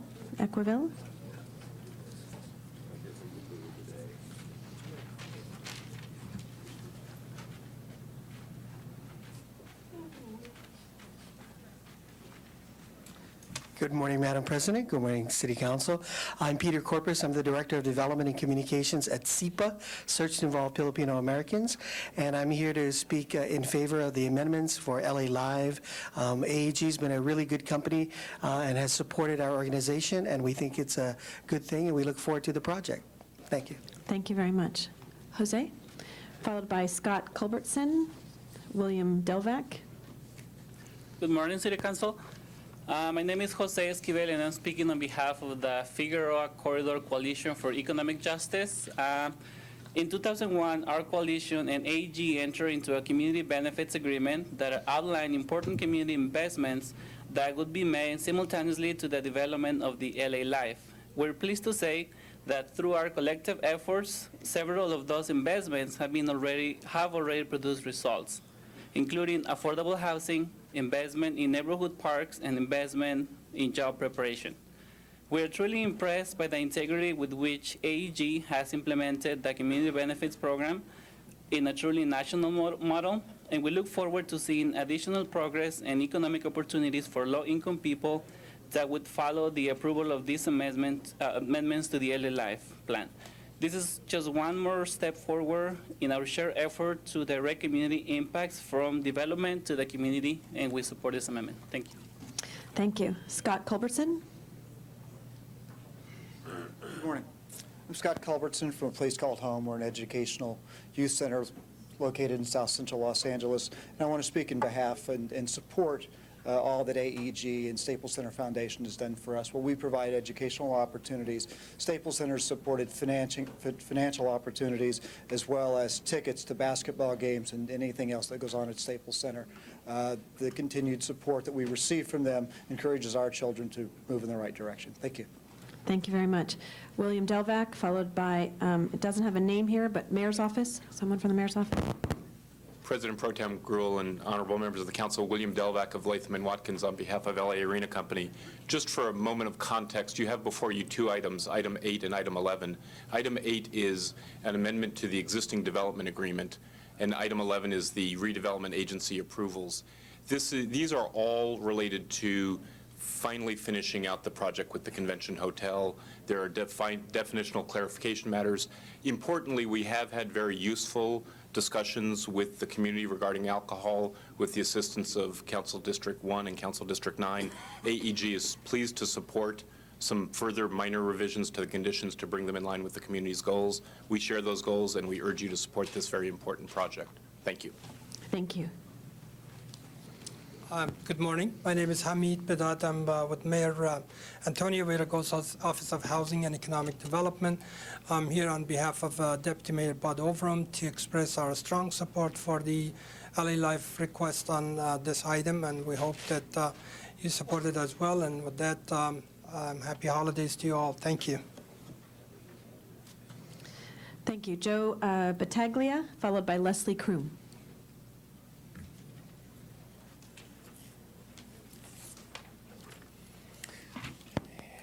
I'm the Director of Partnership Development for Catholic Big Brothers Big Sisters. We're an 81-year-old LA-based mentoring organization providing big brothers and big sisters to at-risk children throughout the county of LA in general, and in particular in the densely populated downtown area of the city. We are able to provide our services thanks to the support of organizations such as the Staples Foundation and AEG. Their generosity supports our professional case management of the children and their mentors, and provides enjoyable outings for the bigs and the littles to experience together, like tickets to the Kings and Lakers games. AEG and Staples Foundation have been very supportive of Catholic Big Brothers Big Sisters, and it is our pleasure now to support them today. They have proven themselves good neighbors, caring about the neighborhood in which they have built their home. Catholic Big Brothers Big Sisters urges the council to give final approval today to the modifications of the governing documents of this fine organization. Thank you. Thank you very much. Leslie Kroom. Good morning. My name is Leslie Kroom. I'm with the United Coalition East Prevention Project, and I wanted to thank the council members Ed Reyes and his staff, Guadalupe Duran Medina, Gerald Gubatan, and Chief of Staff Jose Gardea for convening working groups meetings to reach equitable resolution between Staples and the community. Also, Council Member Perry's staff for their involvement in AEG Staples Center for their participation and willingness to work toward a fair resolution. I just want to say that USEP agrees with sections 12 and 13 of the specific plan as they relate to alcohol. However, we do not take a position on the entirety of the specific plan, as we have not had a chance to analyze it. Thank you. Thank you very much. All the speakers were brief, so we were able to get all of them in that a little over 10 minutes. So thank you, Mr. Reyes. I think we will have before us both item 8 and 11. If you want to address both. Thank you, Madam President. Colleagues, this is a historic moment. This is 6 years of work that's been culminated by a series of discussions and meetings, and I want to thank all the participants, stakeholders, for their positive attitude and getting to that win-win scenario. But what I'd like to do now is ask the planning department to come on up. Do we have our presentation? If we can do an 8-minute presentation, this could actually take us 20 minutes. We'll take 3 minutes. We're giving you the Reader's Digest version. It's a tremendous project. They'll be able to show you what the vision will be like, what will be reality in the future, and essentially give you a sense of the scale and the intensity of this regional facility and the level of cooperation and extraordinary support we've gotten from AEG and Staples in making this happen. So with that, please introduce yourself, planning staff. Great, thank you. Thank you, Kevin Keller, City Planning, and Bob Sutton, City Planning. And just for the council to briefly go over the action before you, this is the Los Angeles Sports and Entertainment District Specific Plan. It is the first specific plan in the Central City, originally adopted in 2001, and was developed in partnership with the CRA. Moving the slides. You have, it basically surrounds the Staples Center itself, the 4 blocks, creating an entertainment district around the arena. The main amendments today are adding the Olympic North property to the specific plan, increasing floor area, clarifying the obligations of the Convention Center Hotel, clarifying the boundary and maintaining a future Convention Center expansion parcel, modifying signage, and making other changes, including modifying alcohol use conditions. I believe the councilman has the revised conditions to introduce. Yes, that will be amendments that are being circulated I was as we asked speak. to also hit up, concentrate on the development agreement itself, which does include things such as affordable housing, local hiring, job training, living wages, child care, and additional park funding. For affordable housing, we have about $5.4 million investment into 165 units with a number of partnerships the master developer AEG has taken on, as well as $650,000 in low-interest seed loans. Recreation and Parks has received a $1 million investment in local community park spaces. In terms of job opportunities, a project of this size does provide a local priring program as well as an estimated 8,000 permanent jobs for the downtown region, including a local job training program with $100,000 in seed funding and partnerships with SAGE and LA Trade Tech Community College. Just to hit some of the highlights of the specific plan, in addition to the specific plan itself, this plan focuses on the public realm, creating a walkable, vibrant pedestrian area downtown, including a specific plan and a streetscape plan that stretches north and south on Figueroa to create a very walkable environment. It includes elements of form-based codes in terms of master planning each block with height limits, massing, orientation, minimum glazing, urban design guidelines, et cetera, to really create a vibrant area throughout the entertainment districts. Also allows flexibility of uses over time with the equivalency matrix, allowing basically a foreign currency exchange of uses to be traded around. Just skipping over a few slides, also signage is a very important part of this component. Actually, the amendment before you reduces the amount of permitted signage, but intensifies that signage around the central plaza area, which will be what people are referring to as the Times Square, hopefully even better, but will sort of complement the existing Staples Center. In Sign District A1. Again, a quick image developed by the applicant of the build-out of the area showing the Staples Center with the proposed hotel on the left and residential mixed-use and entertainment buildings surrounding Staples. Currently, these are a very large construction site. Obviously, the city has worked very long and hard to get the Convention Center Hotel. It's a 1,000-room hotel, 660 feet, with 225 approximately residential condominiums on the upper floors, and there's an image there for you, as well as about 1,300 to 1,900 additional residential units in the area. This is a $2 billion project. Some photos showing the realignment of 12th Street, the streetscape plan being implemented in advance by the applicant, showing a wide pedestrian-friendly design, street furniture, decorative paving, and additional setbacks. And then a couple sites of the adjacent, what is the LA Live project, showing the subterranean parking, and work has been authorized to proceed above grade and will be, as I think we heard, opening on 2007, the first phases of that. So with that, staff is available for any further questions. Thank you. Thank you. Any questions?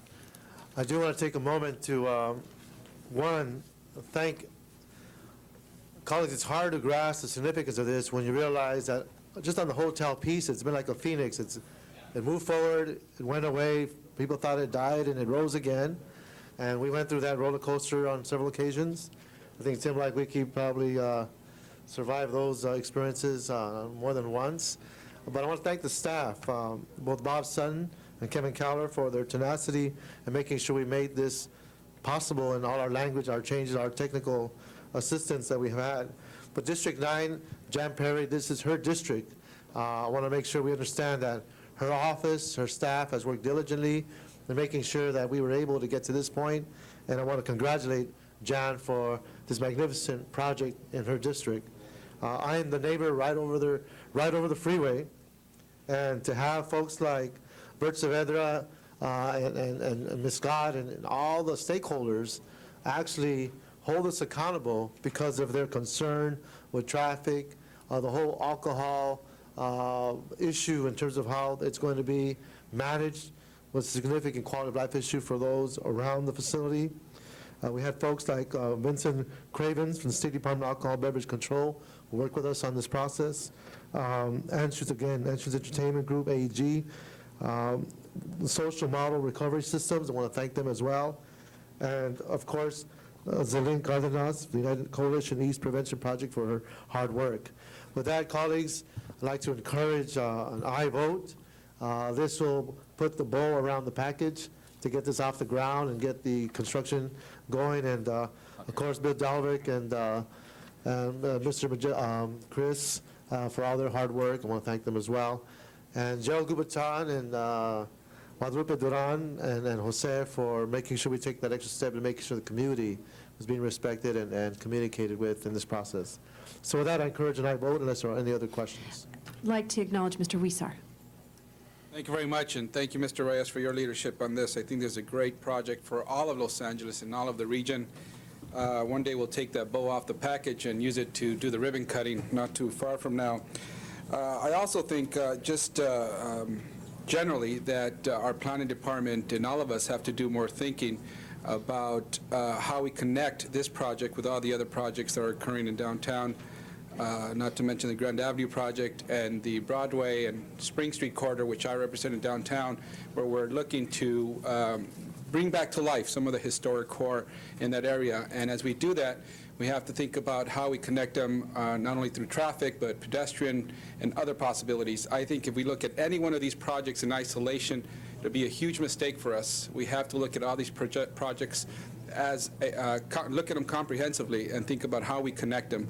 That's a next step, Mr. Chair of Plum, that we should all be looking at to see how we look at downtown holistically.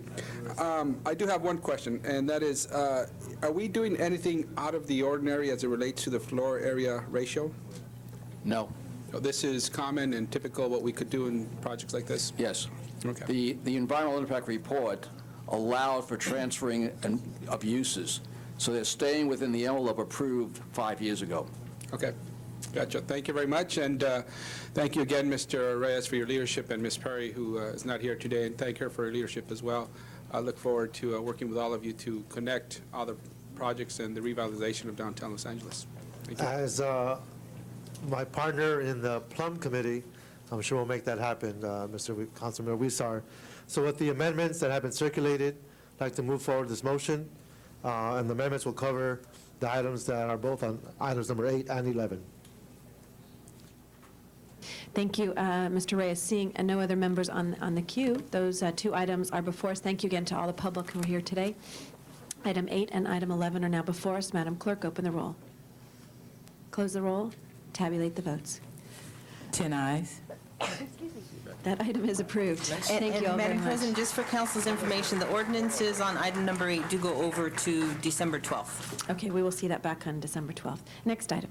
Next item is 18, and that was called special for a card from the public. We have two cards, Matt Dowd and Chuck Tenon. Matt Dowd. Matt Dowd.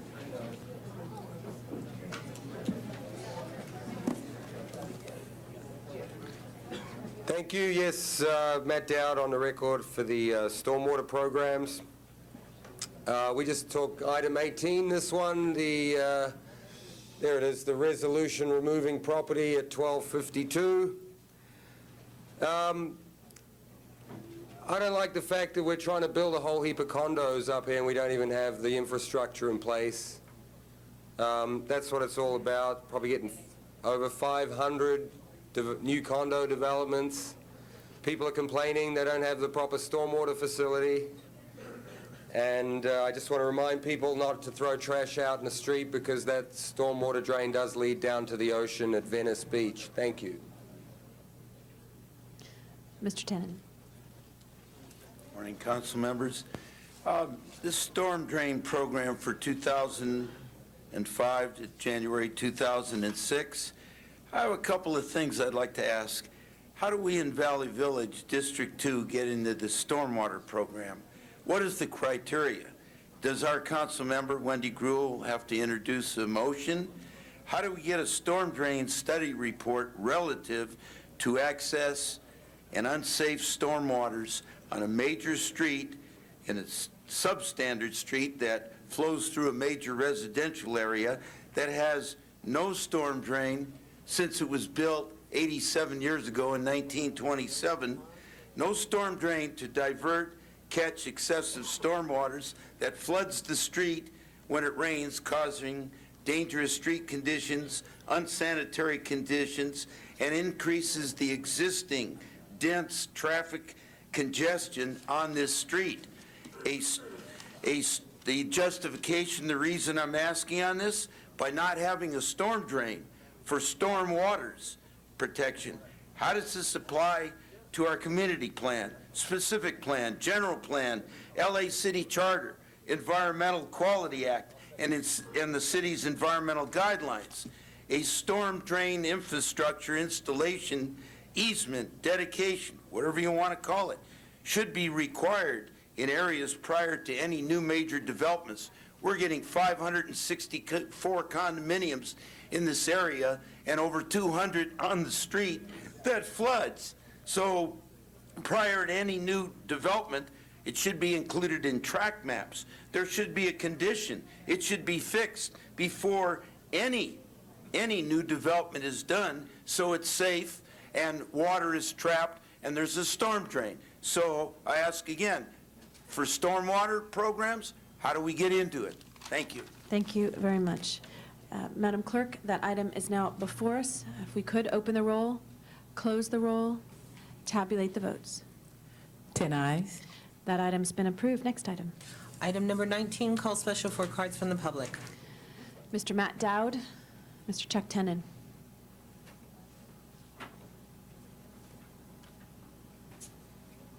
Yeah, once again, thank you to Check Channel 35. It's Matt Dowd from Venice Beach. I'm always interested in these stormwater programs because we're constantly cleaning up the stormwater debris that churns up on the beach whenever it rains. But I want to see the mayor getting busy on this one too. I heard Herb Wesson say that the mayor's extremely busy, but I always notice he has time to dye his hair and look good. We need to be looking at the reality of what's going on in the city, not how you look in the mirror. So if he can't even accept the reality of how he looks, how's he going to accept the reality of how the city looks? Thank you. Mr. Chuck Tenon. Council members, I was wondering how a storm water program could help a street like West Magnolia Boulevard that flows a long way through the valley, no storm drain. And people were telling me about the flood of 1939 when in our area of West Magnolia Boulevard that has no storm drain to catch excess storm waters, gee, houses floated away. Could there be another storm? Could there be another flood that could do that? The answer is yes.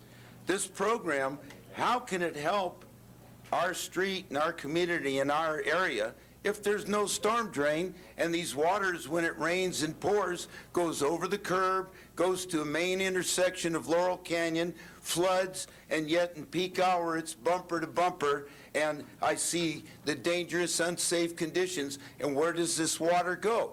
So how can this storm water program help us if we don't have a storm drain to catch the water? Thank you. Thank you. That is our last speaker on that item. Madam Clerk, open the roll, close the roll, tabulate the votes. 10 ayes. That item has been approved. Next item, Madam Clerk. Item number 21, call special by Councilmember Parks. Mr. Parks. Could we? You want to take 21 and 22 together? Yes. Yes. Could we ask the CEO to come up and And we do bring have his some public department comment cards. Mr. Parks, would you like to hear from the public comment first? Okay. Sorry about that. On item 21, we'll take both the 21 and 22. Teresa Sanchez, Yahav Sabapki. Okay, you'll help me pronounce, sorry. That's Javad. Thank you. Good morning, council members. Teresa Sanchez from SEIU Local 347. I'm here to speak in support of this historic agreement between the department and the supervisors and the workers to come up with a work schedule that's going to be beneficial to the operation by improving efficiency, saving money, by improving morale amongst the staff in the jail, which, as you know, is a very difficult place to work. An alternative work schedule will benefit them as well as to make the operations more efficient in the jail and who also will benefit the detainees, if you will, by having an improved operation in the jail division. I wanted to remind you that this program is a pilot. It's to experiment to see, it's been studied, of course, and costed out, but it's to see operationally, will it really work the way we think it will? And when we're successful, then hopefully we can roll it out citywide to all of our facilities. But this did come forward through a joint labor management process, and I think that's really important to understand. It's every level of the department and the unions working together to try to make something that's better and successful that will benefit everybody. Thanks. Thank you. Good morning, Madam President, Member of Council. My name is Javad Sabakpate. I'm with SCIU 347. I represent detention officers with LAPD. I also agree with my colleague and her comments, but I also like to add that being a detention officer, that what I did for 10 years, I have the experience and know the inside. There are times that employees of the city and department expect for some pat on the back, and this is one of those times that they expect this thing to happen. It will certainly boost some morale. It would help with retention. Department has always had a problem hiring and retaining qualified detention officers. These are your unsung heroes. They're doing a hard job, and they need to get some pat on the back again. Pilot program, I like what the report says, that this is neutral cost. Actually, Department-owned study and Survey Office approved that per every employee of the jail division who goes to that 312 program, pilot program, the department saves 40 hours a year. So that is actually a gain, and again, pilot program. Thank you very much for your time. Victor Gordo. Good morning, Madam President and council members. Victor Gordo representing LiUNA Local 777. Not long ago, this city was concerned about retention and recruitment for the jails, and asked the LAPD to enter the joint labor management process. The department did that together with the unions, and this is one of the first proposals that we're bringing forward to address the recruitment and retention, but also to improve employee morale. As you all know, any assignment within the jails, at any jail within the city, is a very difficult assignment. And we're hoping that after this pilot process, we're hoping to come back to you with positive results, not just with regard to improved employee morale, but actual cost savings for the city. So we urge your support. Thank you very much. Thank you very much. Mr. Parks. Thank you, Madam Chair. And Ellen, you're going to have to remind me, as it relates to the ERC, I was confused early on because I knew this came before ERC, and I was not aware that it was a mandatory pilot as part of the settlement of the contract. And is that where we are now? That's my understanding. And this issue actually came before ERC, I believe, 1 or 2 years ago. Yeah. So it's been a long time in the making. Okay. And one of the things is that my concern in bringing this special is that your office just completed a pretty exhaustive study on 3-day work week for sworn, and there were a number of issues that were identified as, just as we've heard today about recruitment and less sick time and less overtime and a variety of things that the comparison, you might give a thumbnail of what some of those issues were that came out of the study that's now in public safety as to what we're currently looking at on the sworn use of the 3-day work week. Well, I think where some of the issues came up on the sworn use of the three-day work week had to do with things like the overtime for the end of shift. When something comes up toward the end of the officer's shift and they have to stay and take care of it till it's done. Whereas with the detention officers, it's more of a standard shift, and at the end of their shift, the new crew comes on, and so you don't have that kind of an issue. The other significant difference is the sworn officers have jury duty that they have to attend, and it might be at a different hour of their shift, or it could be a whole different day of the week, and so they have to do that on overtime. And again, the detention officers don't have that kind of jury duty.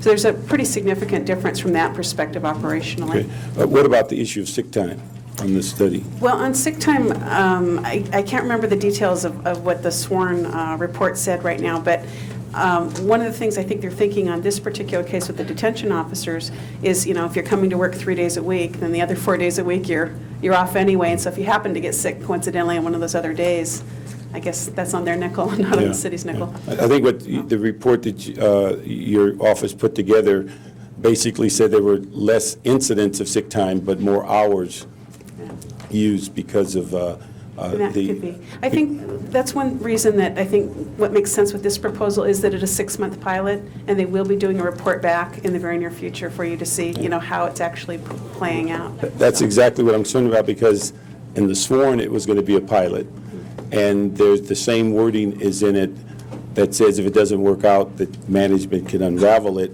and then we're in a box because many people will say, well, now that they have it, can you take it away from them? And that's the concern I have as we move forward, and particularly since we have not looked at the report that's probably as extensive as the pilot that was done in LAPD in '96 on 3-day work week, which caused it to be disbanded, that we now have 2 sets of documents that say it didn't quite prove what we said it was, yet it's still there. And I'm wondering also your understanding of when we said it was going to be this recruitment, help in recruitment, where are we in the sense of LAPD and its hiring goals and the number of vacancies and things of that nature? The last I heard for LAPD, they were pretty much on track for all their classes, with the exception of the most recent class, where they actually had the full 50 people identified, but the individuals themselves asked to postpone their start date until, I think, after the holidays. But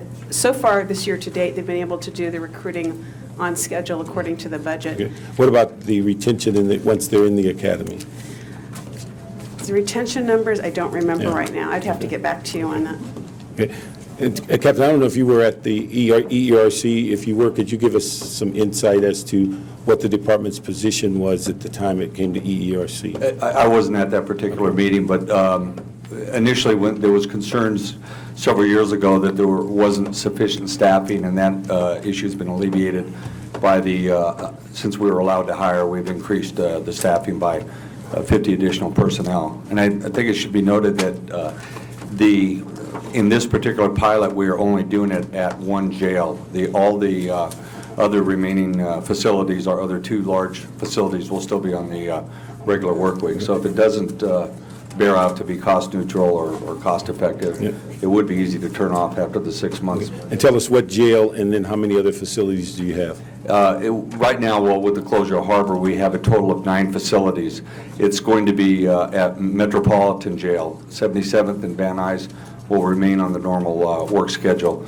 We are also going to have it at Hollywood and at Wilshire Division. Those 2 areas, area jails, and those fall under the command of Metro Jail. In Metro Jail, you refer to as downtown? Parker Center Jail, correct. Okay. And so you have the Parker Center Jail, Hollywood, and whatever? In Wilshire. And Wilshire. So they fall under one. How many beds are we talking about?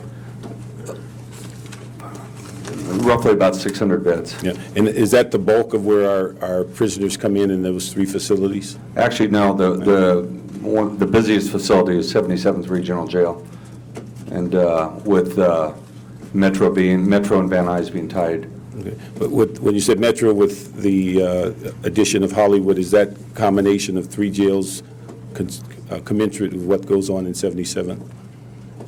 Yes, I would say it is. Okay, so they're about the same number of people, just at 3 different locations. Correct. Okay, all right. The colleagues, one thing, and Ellen, sorry I put you on the spot because you didn't do this report, but one of the concerns I have is that we were told 2 or 3 years ago about the whole issue of 3-day work week. It was a pilot. We finally, after many years, got the information, and it's now in public safety.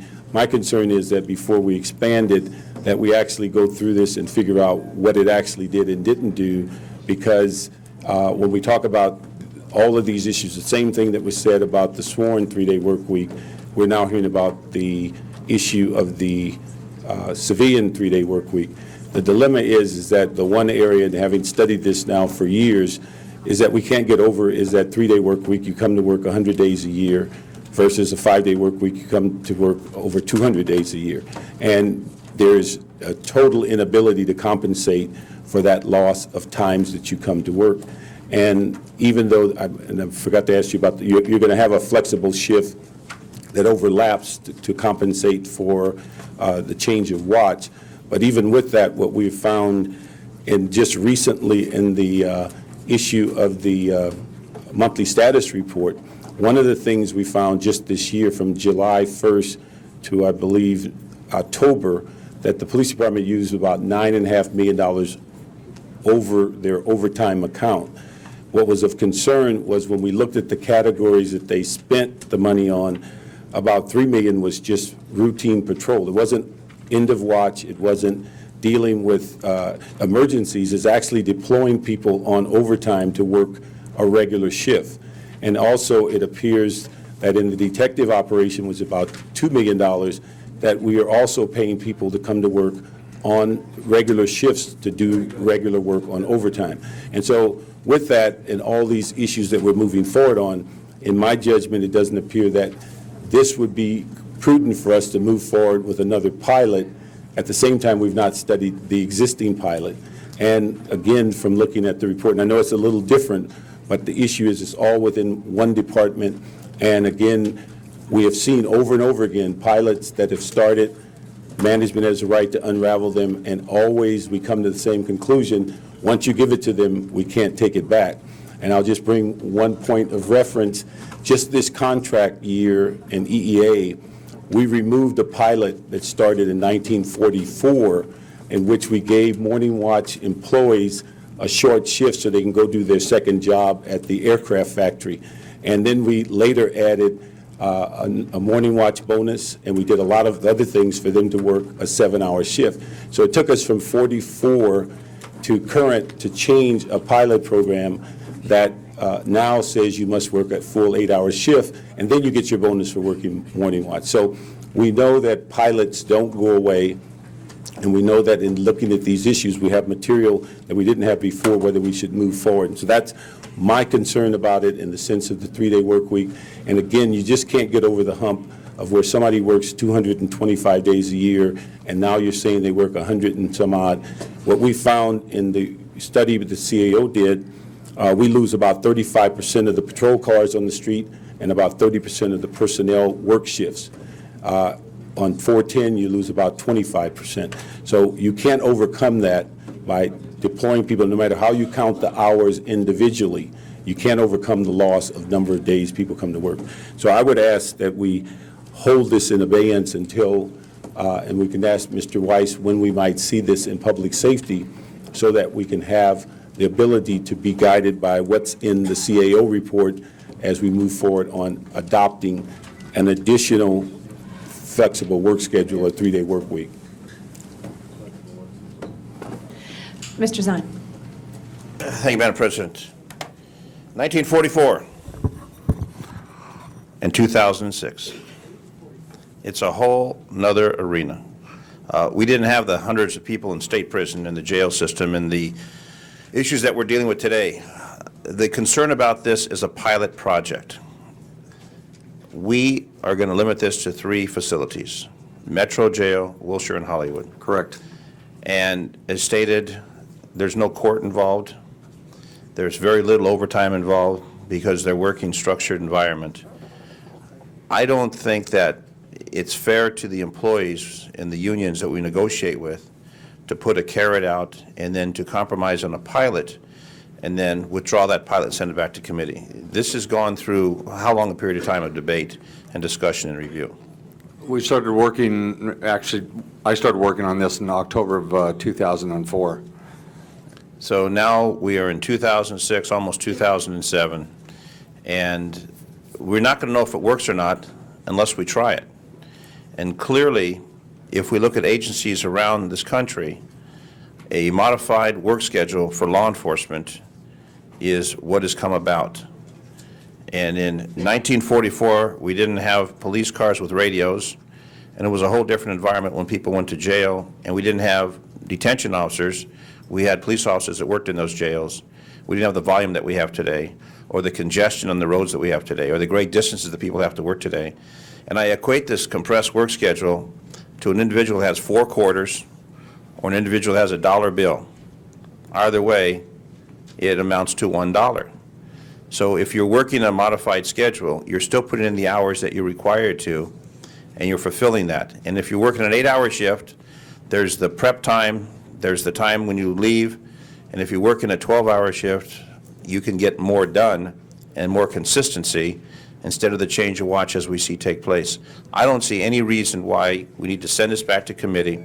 I don't see any reason why we can't have this pilot done in this limited area, 3 areas, and see if it works. And if it doesn't work after that 6-month period of time, then we'll be courageous enough to say it doesn't work. But it's not fair to the employees who have heard about this. It's not fair to the union that you've negotiated with.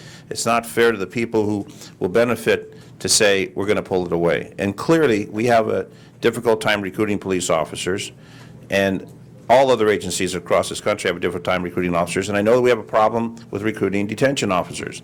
These people are working inside a facility where people have been arrested and they're incarcerated until they go to court.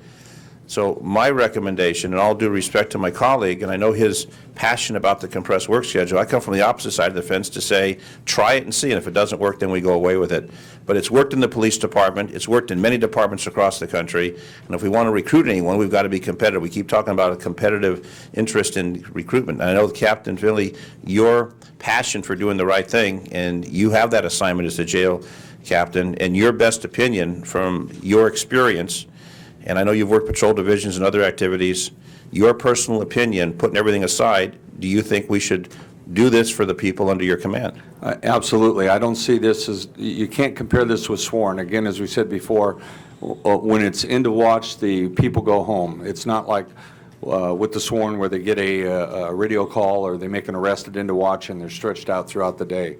I believe that we are going to see a reduction in sick time and absences throughout this program. They don't have court time that they have to, where they're extended going to court. So again, we've made it very clear to them, if we do not see this program working in this pilot, it will be eliminated. And the unions know it, the employees know it, and the CEO knows it. And one more issue on your recruitment. Do we have a opportunity to hire people? Are we always hiring? Are we low on the numbers of detention officers? Do we have a gap in what we have and what we need? No, actually, we have been allowed now to proceed with hiring. No, I know, but do we have a flow of folks coming in, or is it difficult recruiting people as is police officers? It's difficult because we're competing against other agencies and we're competing against police officer hiring too. So we are losing people that are going over to the police officer ranks, but that tells me also that we're getting some good candidates too that we have as detention officers.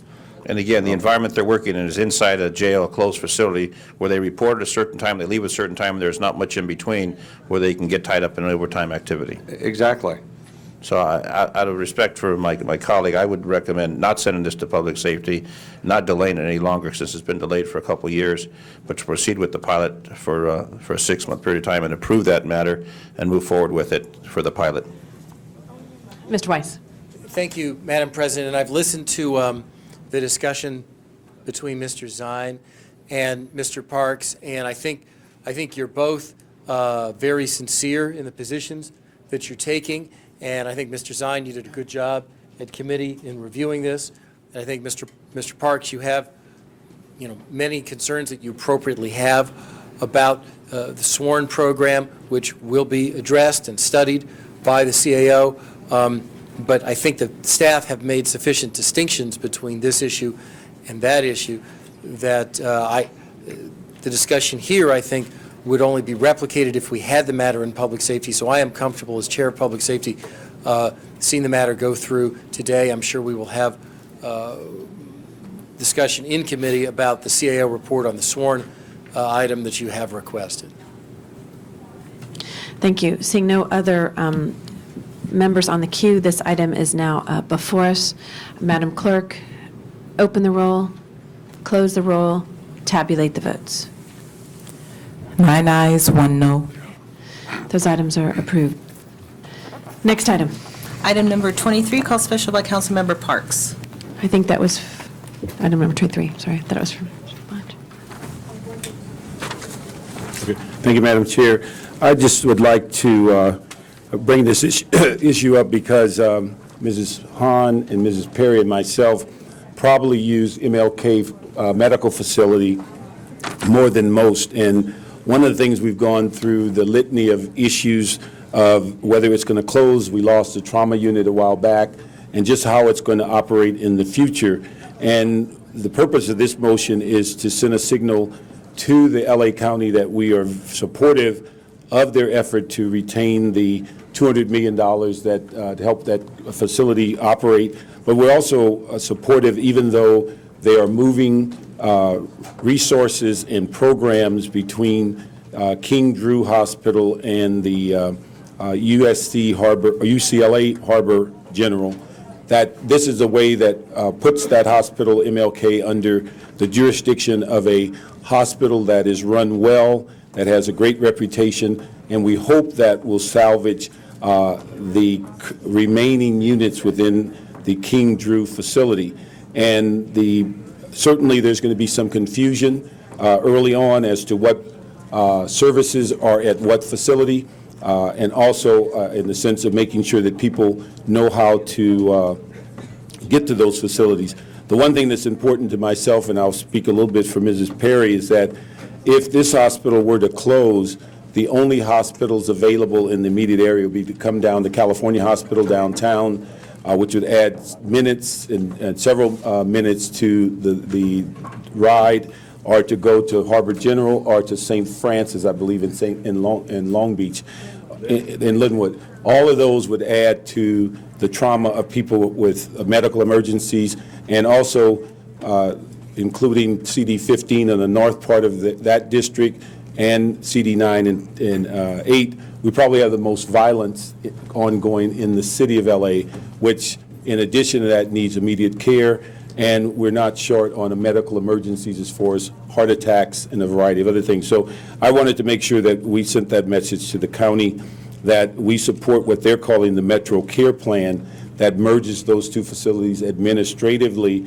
where Harbor General, and the new name will be the King Drew Harbor UCLA. So it's a merger of the two names, but the administration will be run by Harbor UCLA, but King Drew will remain open to many of the services that people expect. But I just wanted to say that to the county, I think they've salvaged the best they can out of what's there. We certainly like it to be a full-service hospital, but that doesn't appear to be in our immediate future. Thank you, Mr. Parks. I'd like to recognize Ms. Hahn, followed by Mr. Reyes. Thank you. Well, I appreciate us bringing this to our jurisdictional capacity. You know, we certainly don't have health services in what we as the City of Los Angeles do, but clearly this saga with Martin Luther King Jr. Hospital has really impacted my constituents in the northern part of my district. I mean, this hospital was built 40 years ago for the sole purpose of providing quality care, health services within a close proximity. Most communities have access to health care. This was one of the recommendations that came out of the Christopher Commission after the Watts riots 40 years ago. That was the one issue that really rose to the top, that the people in this part of Los Angeles did not have access to health care without having to drive long distances. And we know going long distances to access health care is critical. It could be the difference between life and death, particularly if there's a traumatic injury. And we know that we have the gunshot wounds, the knivings, the things that demand immediate attention. But this plan certainly isn't perfect. But it does, as Councilmember Parks said, seem to be the only hope to salvage King Drew Hospital. But I was particularly concerned that some of the key services that were available in Watts are now going to only be available in Torrance, particularly things like neonatal, pediatrics, neonatal ICU, which, to put that in perspective, I mean, that's a mother who's just had a child, a baby, who is now in intensive care, and you can imagine the need for the parent to be close to that child, you know, around the clock. Now that service is in Torrance. So I'm glad that we're saying, what can we do as the City of Los Angeles to help implement this program so that it puts the least people at risk? I introduced two motions which I think should be sort of brought into this. One was, I think we ought to have a health officer in the City of Los Angeles that can be at the table with the county to make sure that Los Angeles, which is 40% of the county, we're at the table when they make decisions about health care. We're at the table when they talk about closing trauma centers. We're at the table when they reorganize health care services for our constituents. And so far, it's been difficult for us to be at the table when they make decisions about health care. The other thing I did was I asked our Department of Transportation to work with the county on something as basic as helping people get to all these facilities that Mr. Parks just talked about, whether it's St. Francis or it's Harbor UCLA or it's California Hospital downtown LA. We need a good transportation system that gets people to their health care. A lot of people rely on public transportation, and we know, in the middle of the night when you have an emergency, that may not be the best thing, or when you have a child that needs your around-the-clock, concern and participation. Public transportation always doesn't get you where you need to get to as quickly as possible. I've asked for the MTA to look at maybe reorganizing some bus routes, maybe that we can have some direct routes from Watts to Torrance, or I know a shuttle system is in play, but I want our Department of Transportation to work with them to see what we can come up with the best plan that helps everyone continue as best possible to access health care in their community. I also want to go on record saying I expect King Drew to be a full-service hospital again. I expect that trauma center to reopen. That's absolutely criminal to not have a trauma center in that part of Los Angeles. So the whole safety network of health care in LA County is diminishing. It's crumbling. It has some big holes in it. And it's not just about the people in South Los Angeles. It's anyone who could be driving along the Harbor Freeway and have a major accident where they would need immediate trauma care. Those things we ought to pay attention to. We ought to have a say in. So I appreciate, Councilmember Parks, you bring this to the forefront. And on a minor issue, but it means a lot to the people who fought to have that hospital built. A lot of constituents were angry that they were putting the Harbor UCLA in front of Martin Luther King Hospital. I remember when my dad put the call in to Coretta Scott King after the assassination of Dr. King, and he asked her, would it be all right if they named that hospital after Dr. King? And that community has rallied around that name and has rallied around that hospital for 40 years. So I'm glad to see that they're reversing it and putting the Martin Luther King Jr.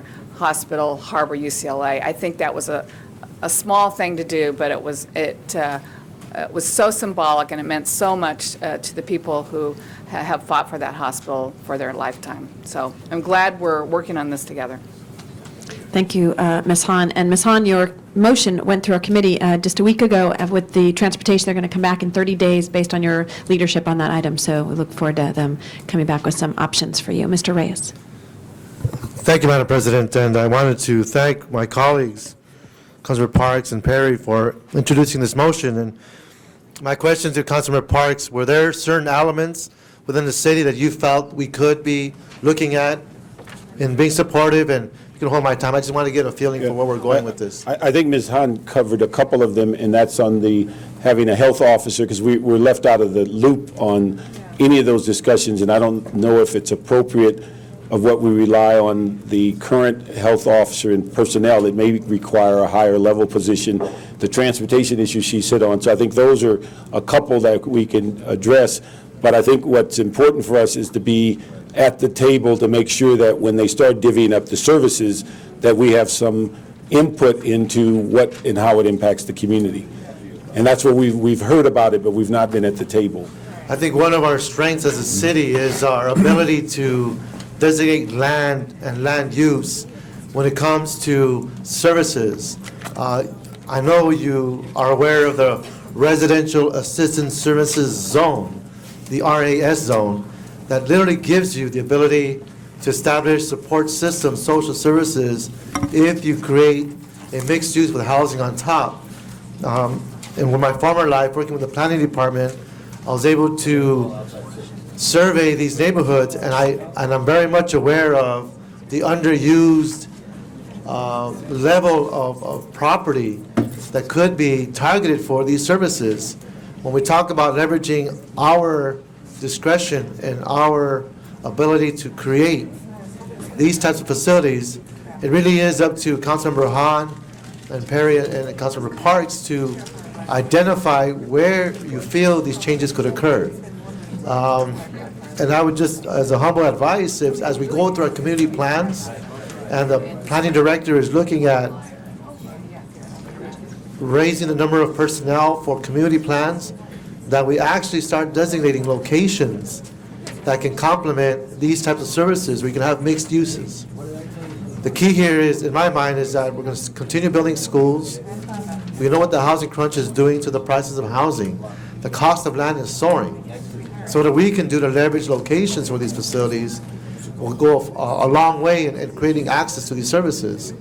I do believe we have to improve our transportation. The reality is, when are we going to get that subway? When are we going to get those transit lines? When are we going to get those shuttles?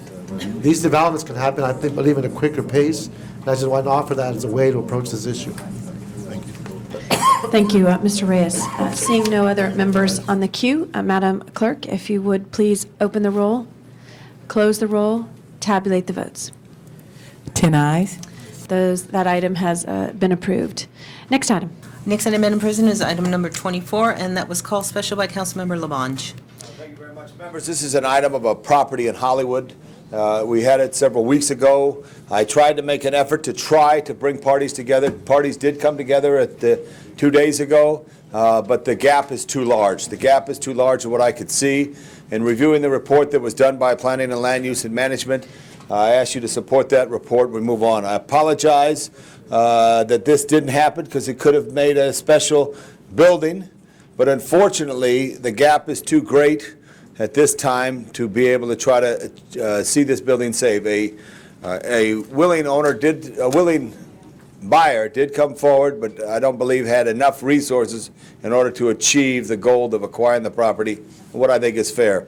And again, it reminds me of the point of how we have to have a citywide survey to make sure we know firsthand on these so we don't have these problems in the ninth inning with 2 outs, 2 on, and lights running out. Thank you very much.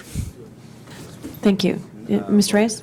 Yes, I'd just like to move the Plum Committee report, and that would be... Great. Okay. Thank you. Madam Clerk, open the roll, close the roll, tabulate the votes. 10 ayes. That item has been approved, the Plum report. Thank you. Next item. Next item, Madam President, is item number 25, and that was called special by Councilmember Gruhl, and there is a new ordinance that has been distributed to the council members. That was a quick Thank you very switch. much, Madam Clerk. This time I'd like to call on Councilmember Gruhl. Thank you. Today, I think we have something that we can agree with. We've been a bit changing some of the language. Colleagues, the original motion I introduced asked for this to be in perpetuity. That several years ago, I believe it was under the Reardon administration, then expanded under the Hahn administration and supported by our current mayor, which was to have if you are a business, a small business, gross receipts of $500,000 or less, to not pay business tax for your first 2 years, to be business friendly and for them to come in to the city of Los Angeles. What we found as we were considering this item is that it took a renewal almost every year or so to keep it going. And we've talked about Mr. Smith, Mr. Cardenas, and myself and many on this council about the importance of sending the message to the business community. And if you are a business owner, you make decisions not based on what's going to happen next year, but 5 years from now, 10 years from now. We had a little push-pull with the city attorney's office. They indicated they did not feel that we could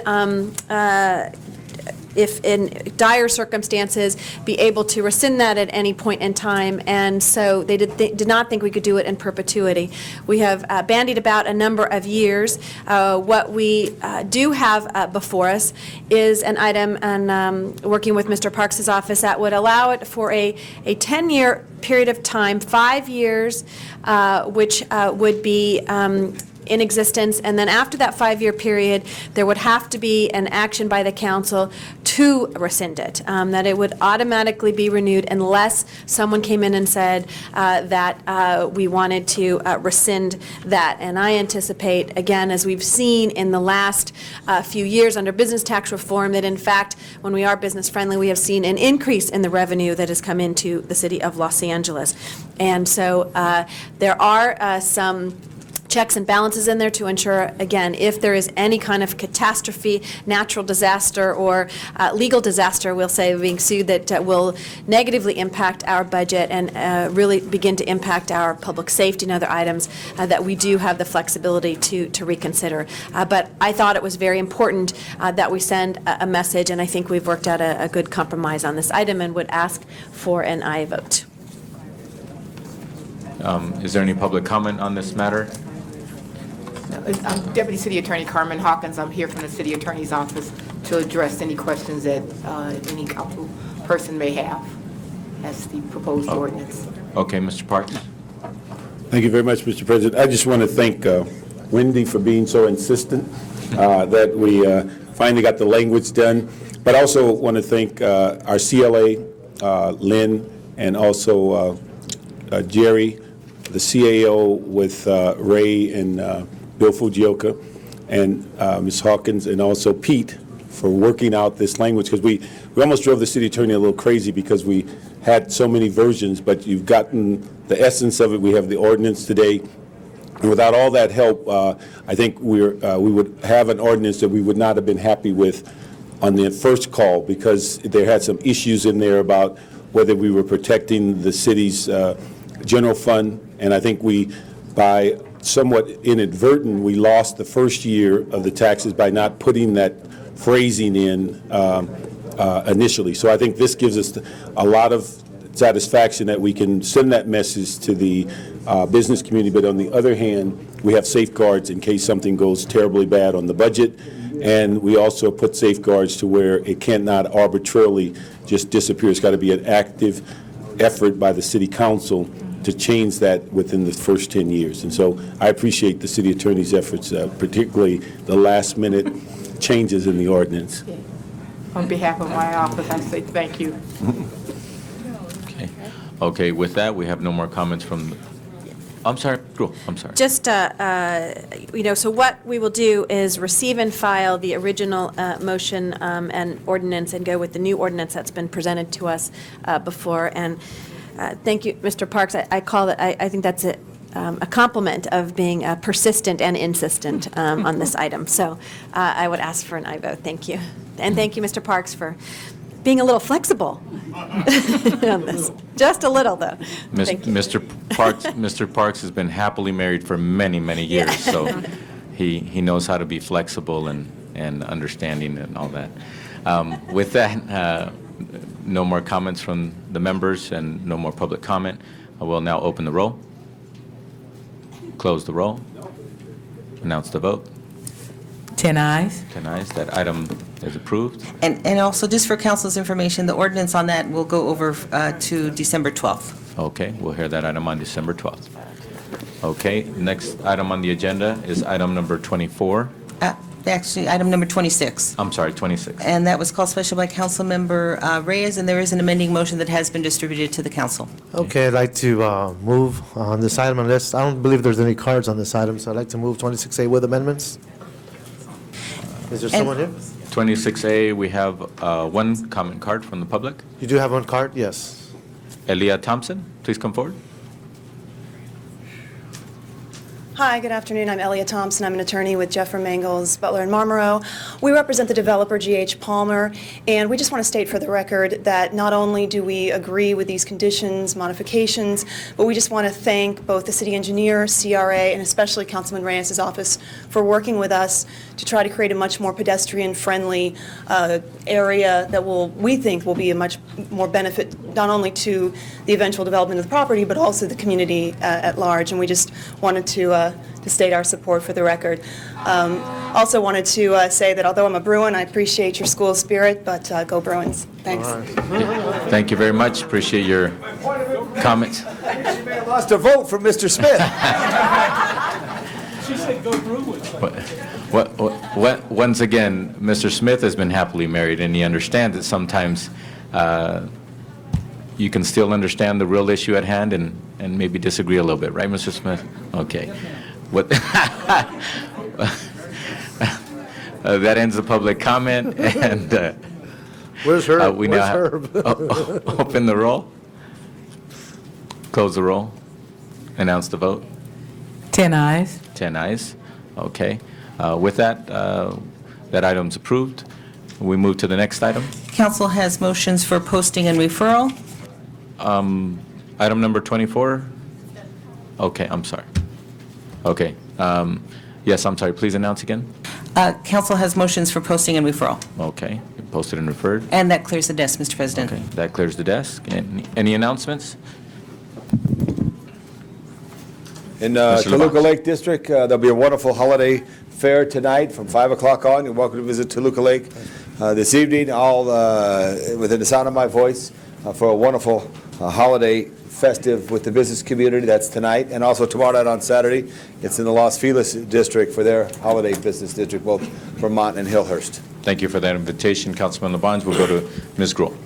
Thank you, Mr. President. A couple items as well. Tomorrow night on Tahunga in Studio City, right there near Moore Park, is their annual holiday open house. They have caroling.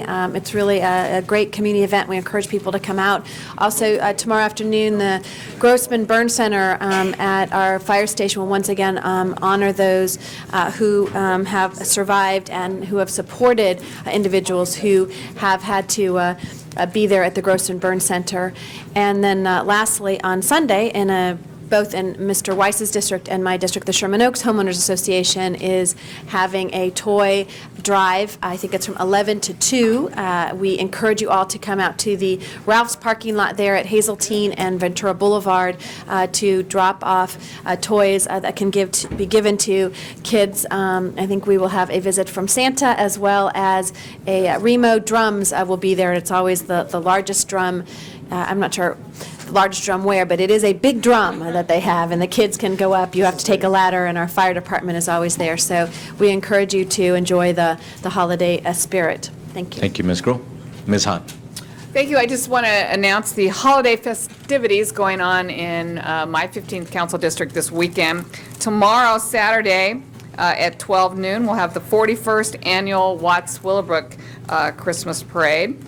At 3 o'clock, back in San Pedro, we'll have the Tuba Christmas, which I honored during Music Week. I honored the man responsible for bringing that to us. We're having lots of tubas in one place playing holiday music.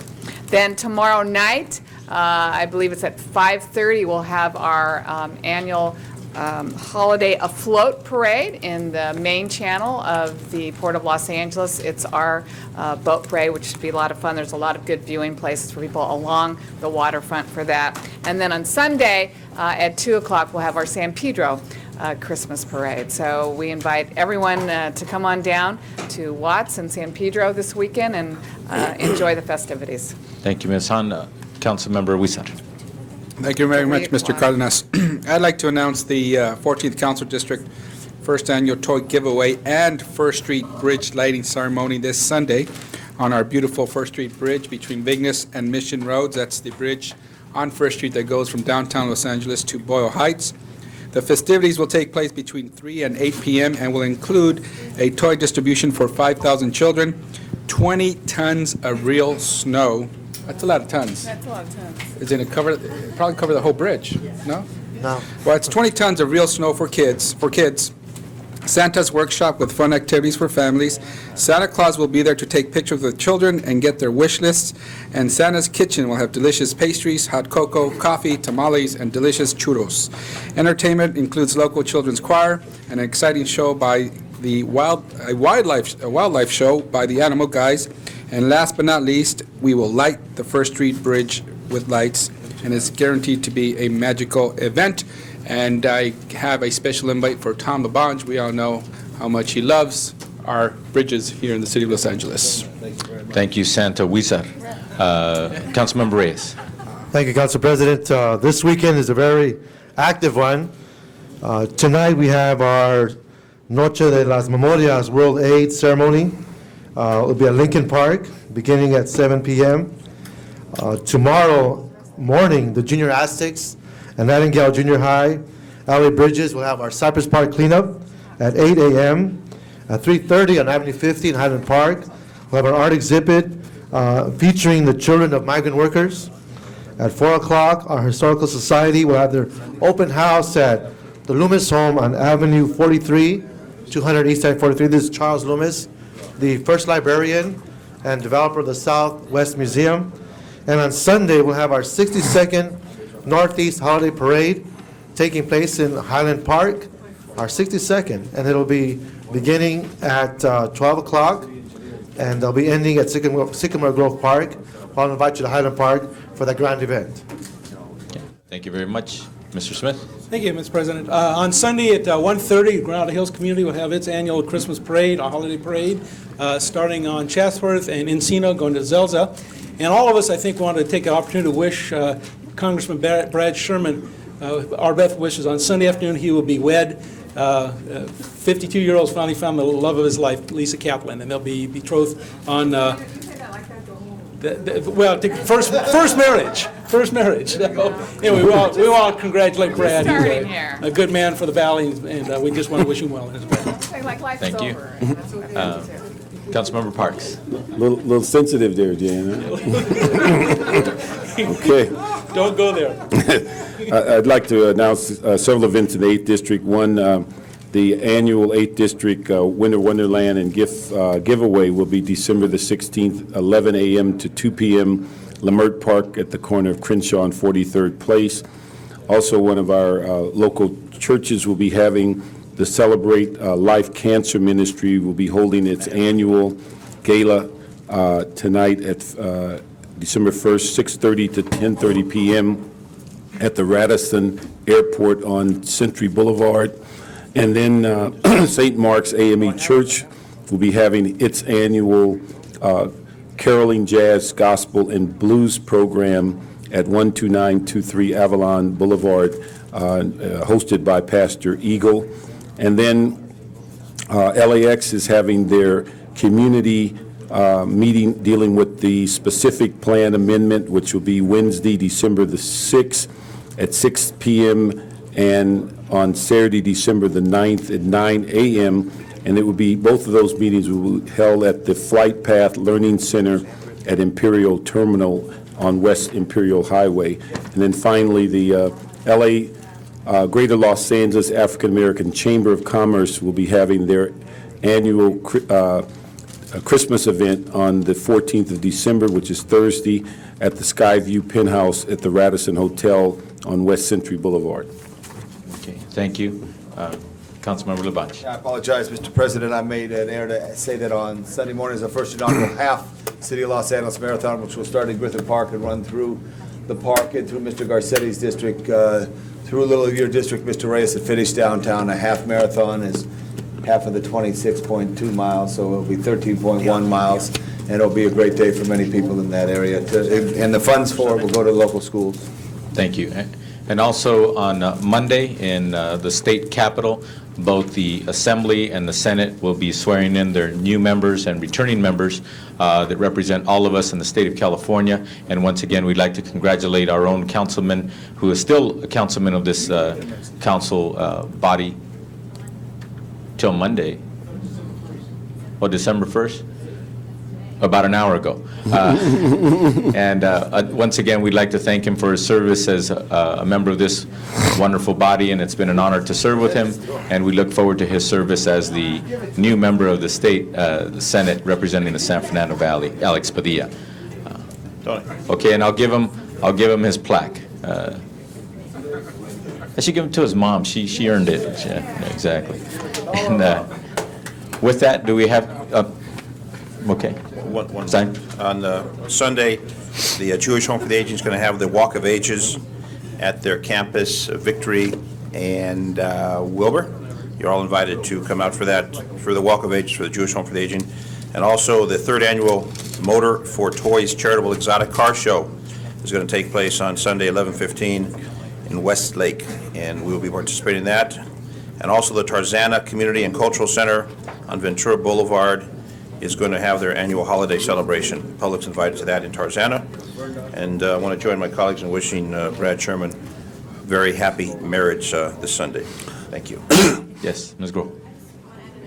Perry was here, she would probably say that at the convention center, the auto show. I was there yesterday to announce the design winner for an environmental award, and my son and husband had an incredible time last night. My son picked out his red Ferrari that he would like to have, but we do encourage people to go there. They changed the date from when they used to do it in January, and in fact, they have seen a huge increase in the participation, and it's really a great place. We encourage people to go down to the convention center. Thank you for that reminder, Wendy. And I was there last night. It's wonderful. All Angelinos and people in Southern California should come.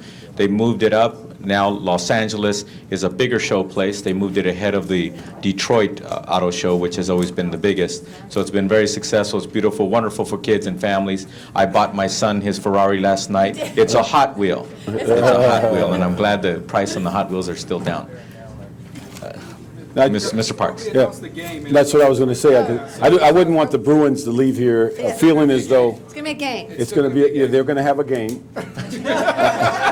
Practice session? 1 o'clock in Pasadena, and will the best team win? Go Trojans! Go Bruins! Well, one way to look at it is there was an 8-year streak. The Bruins beat the Trojans. Yes. You're in year 7, so let's see how we do tomorrow. Oh, okay. We were seconds away from a clean getaway. Okay, any more comments? Okay, please stand for adjourning motions. We'll begin with Ms. Han. Thank you. Colleagues, I'd like to adjourn today in the memory of David Hermans. Many of you might have seen the story recently of the plane that crashed off of San Pedro last week with the pilot dying in the crash. He was 59 years, and he was widely known as the American father of the Prius. He appeared before regulators and legislators all over the country, translating the complex hybrid technology into plain English that made it seem not only plausible but appealing. David is survived by his wife Mary and a son and a daughter. The services are scheduled for tomorrow at 10 a.m. at St. Simon and Jude Catholic Church in Huntington Beach. He certainly will be missed. What a tragedy, but there is no doubt that he certainly has left a tremendous legacy and got us to believe that technology really could be put into play to clean our air. Two others I'd like us to adjourn in. Last week, we had the Sister City dedication between Ischia, Italy, and Los Angeles, and we had a delegation that came over here for that event, and two of the members of the small delegation went back to Italy only to find out that days after they returned, they had some dear ones that were that passed on, and I thought it would be nice, since we now have a relationship with Ischia, that we adjourn in their memory. The first was Miss Conchita DeMeglio, who was the mother of Giuseppe DeMeglio. And Giuseppe was the Sister City Committee's liaison in Ischia and has been really the main person who's worked over the last 2 years to form this official friendship between the two cities.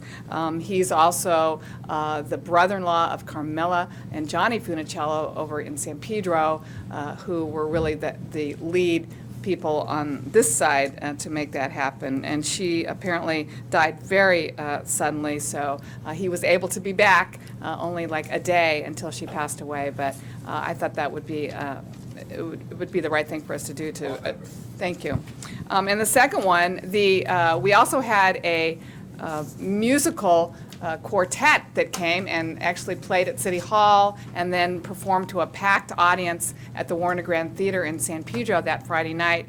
And the featured tenor of this quartet, Pietro Quirino's mother, passed away, again, only like a day after he returned home to Italy. So Mrs. Quirino, the mother of Pietro Quirino, I think, again, it is right that we adjourn in their memory. It's always hard, I think, for a delegation to travel this far to come for something to commemorate our two cities, and many of them stayed, over a week to participate in a lot of the events that San Pedro had organized. So I was happy that they were both able to return home to be with their loved ones before they passed. But again, I thought since we do have a new friendship between us, it's right that we adjourn our city council meeting in their memory. Okay, thank you, all members on those two adjournments. Thank you, Ms. Hahn. Next, we have Councilman Parks. Thank you, Mr. President. I'd ask that we adjourn on two members of the community. Elizabeth B.B. Moore Campbell Garden died on Monday, November 27th. She's better known as an author under the name of B.B. Moore Campbell. She was born in 1950 in Philadelphia as an only child, graduated from the University of Pittsburgh, where she earned her bachelor's degree. She was an author primarily in the New York Times bestseller book, Brothers and Sisters, as well as Your Blues Ain't Like Mine, which won her an Image Award from the NAACP in 1992. She primarily was a commentator on National Public Radio, a contributing editor for Essence magazine.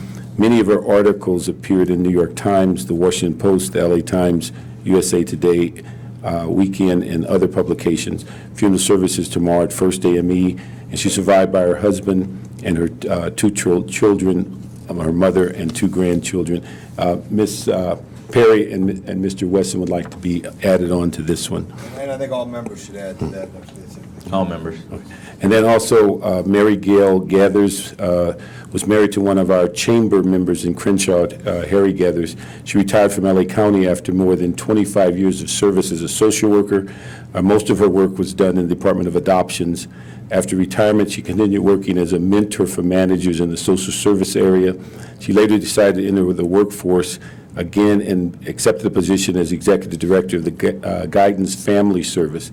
In the early 90s, she was employed as the Institute of Black Parenting. Her last social service role was with the International Foster Family and Adoption Agency. Funeral services will be Saturday at 11 a.m. at Park Hill Community Church on Overdale in Los Angeles. Thank you. Councilmember Zine. Ms. Ernestine Roberts passed away November 30th at the age of 70. Was born October 10th in Youngsville, Louisiana. Ms. Roberts is the sister of our Sergeant at Arms, Herm Landry Sr. Ms. Roberts is survived by her husband, Andrew Roberts, after 54 years of marriage. Also survived by two sons, Paul and Jerome, two daughters, Linda and Patsy, and several grandchildren. She will be sorely missed. Funeral services are pending. May Ernestine Roberts rest in peace. Thank you. Any more adjournments, members? Seeing none.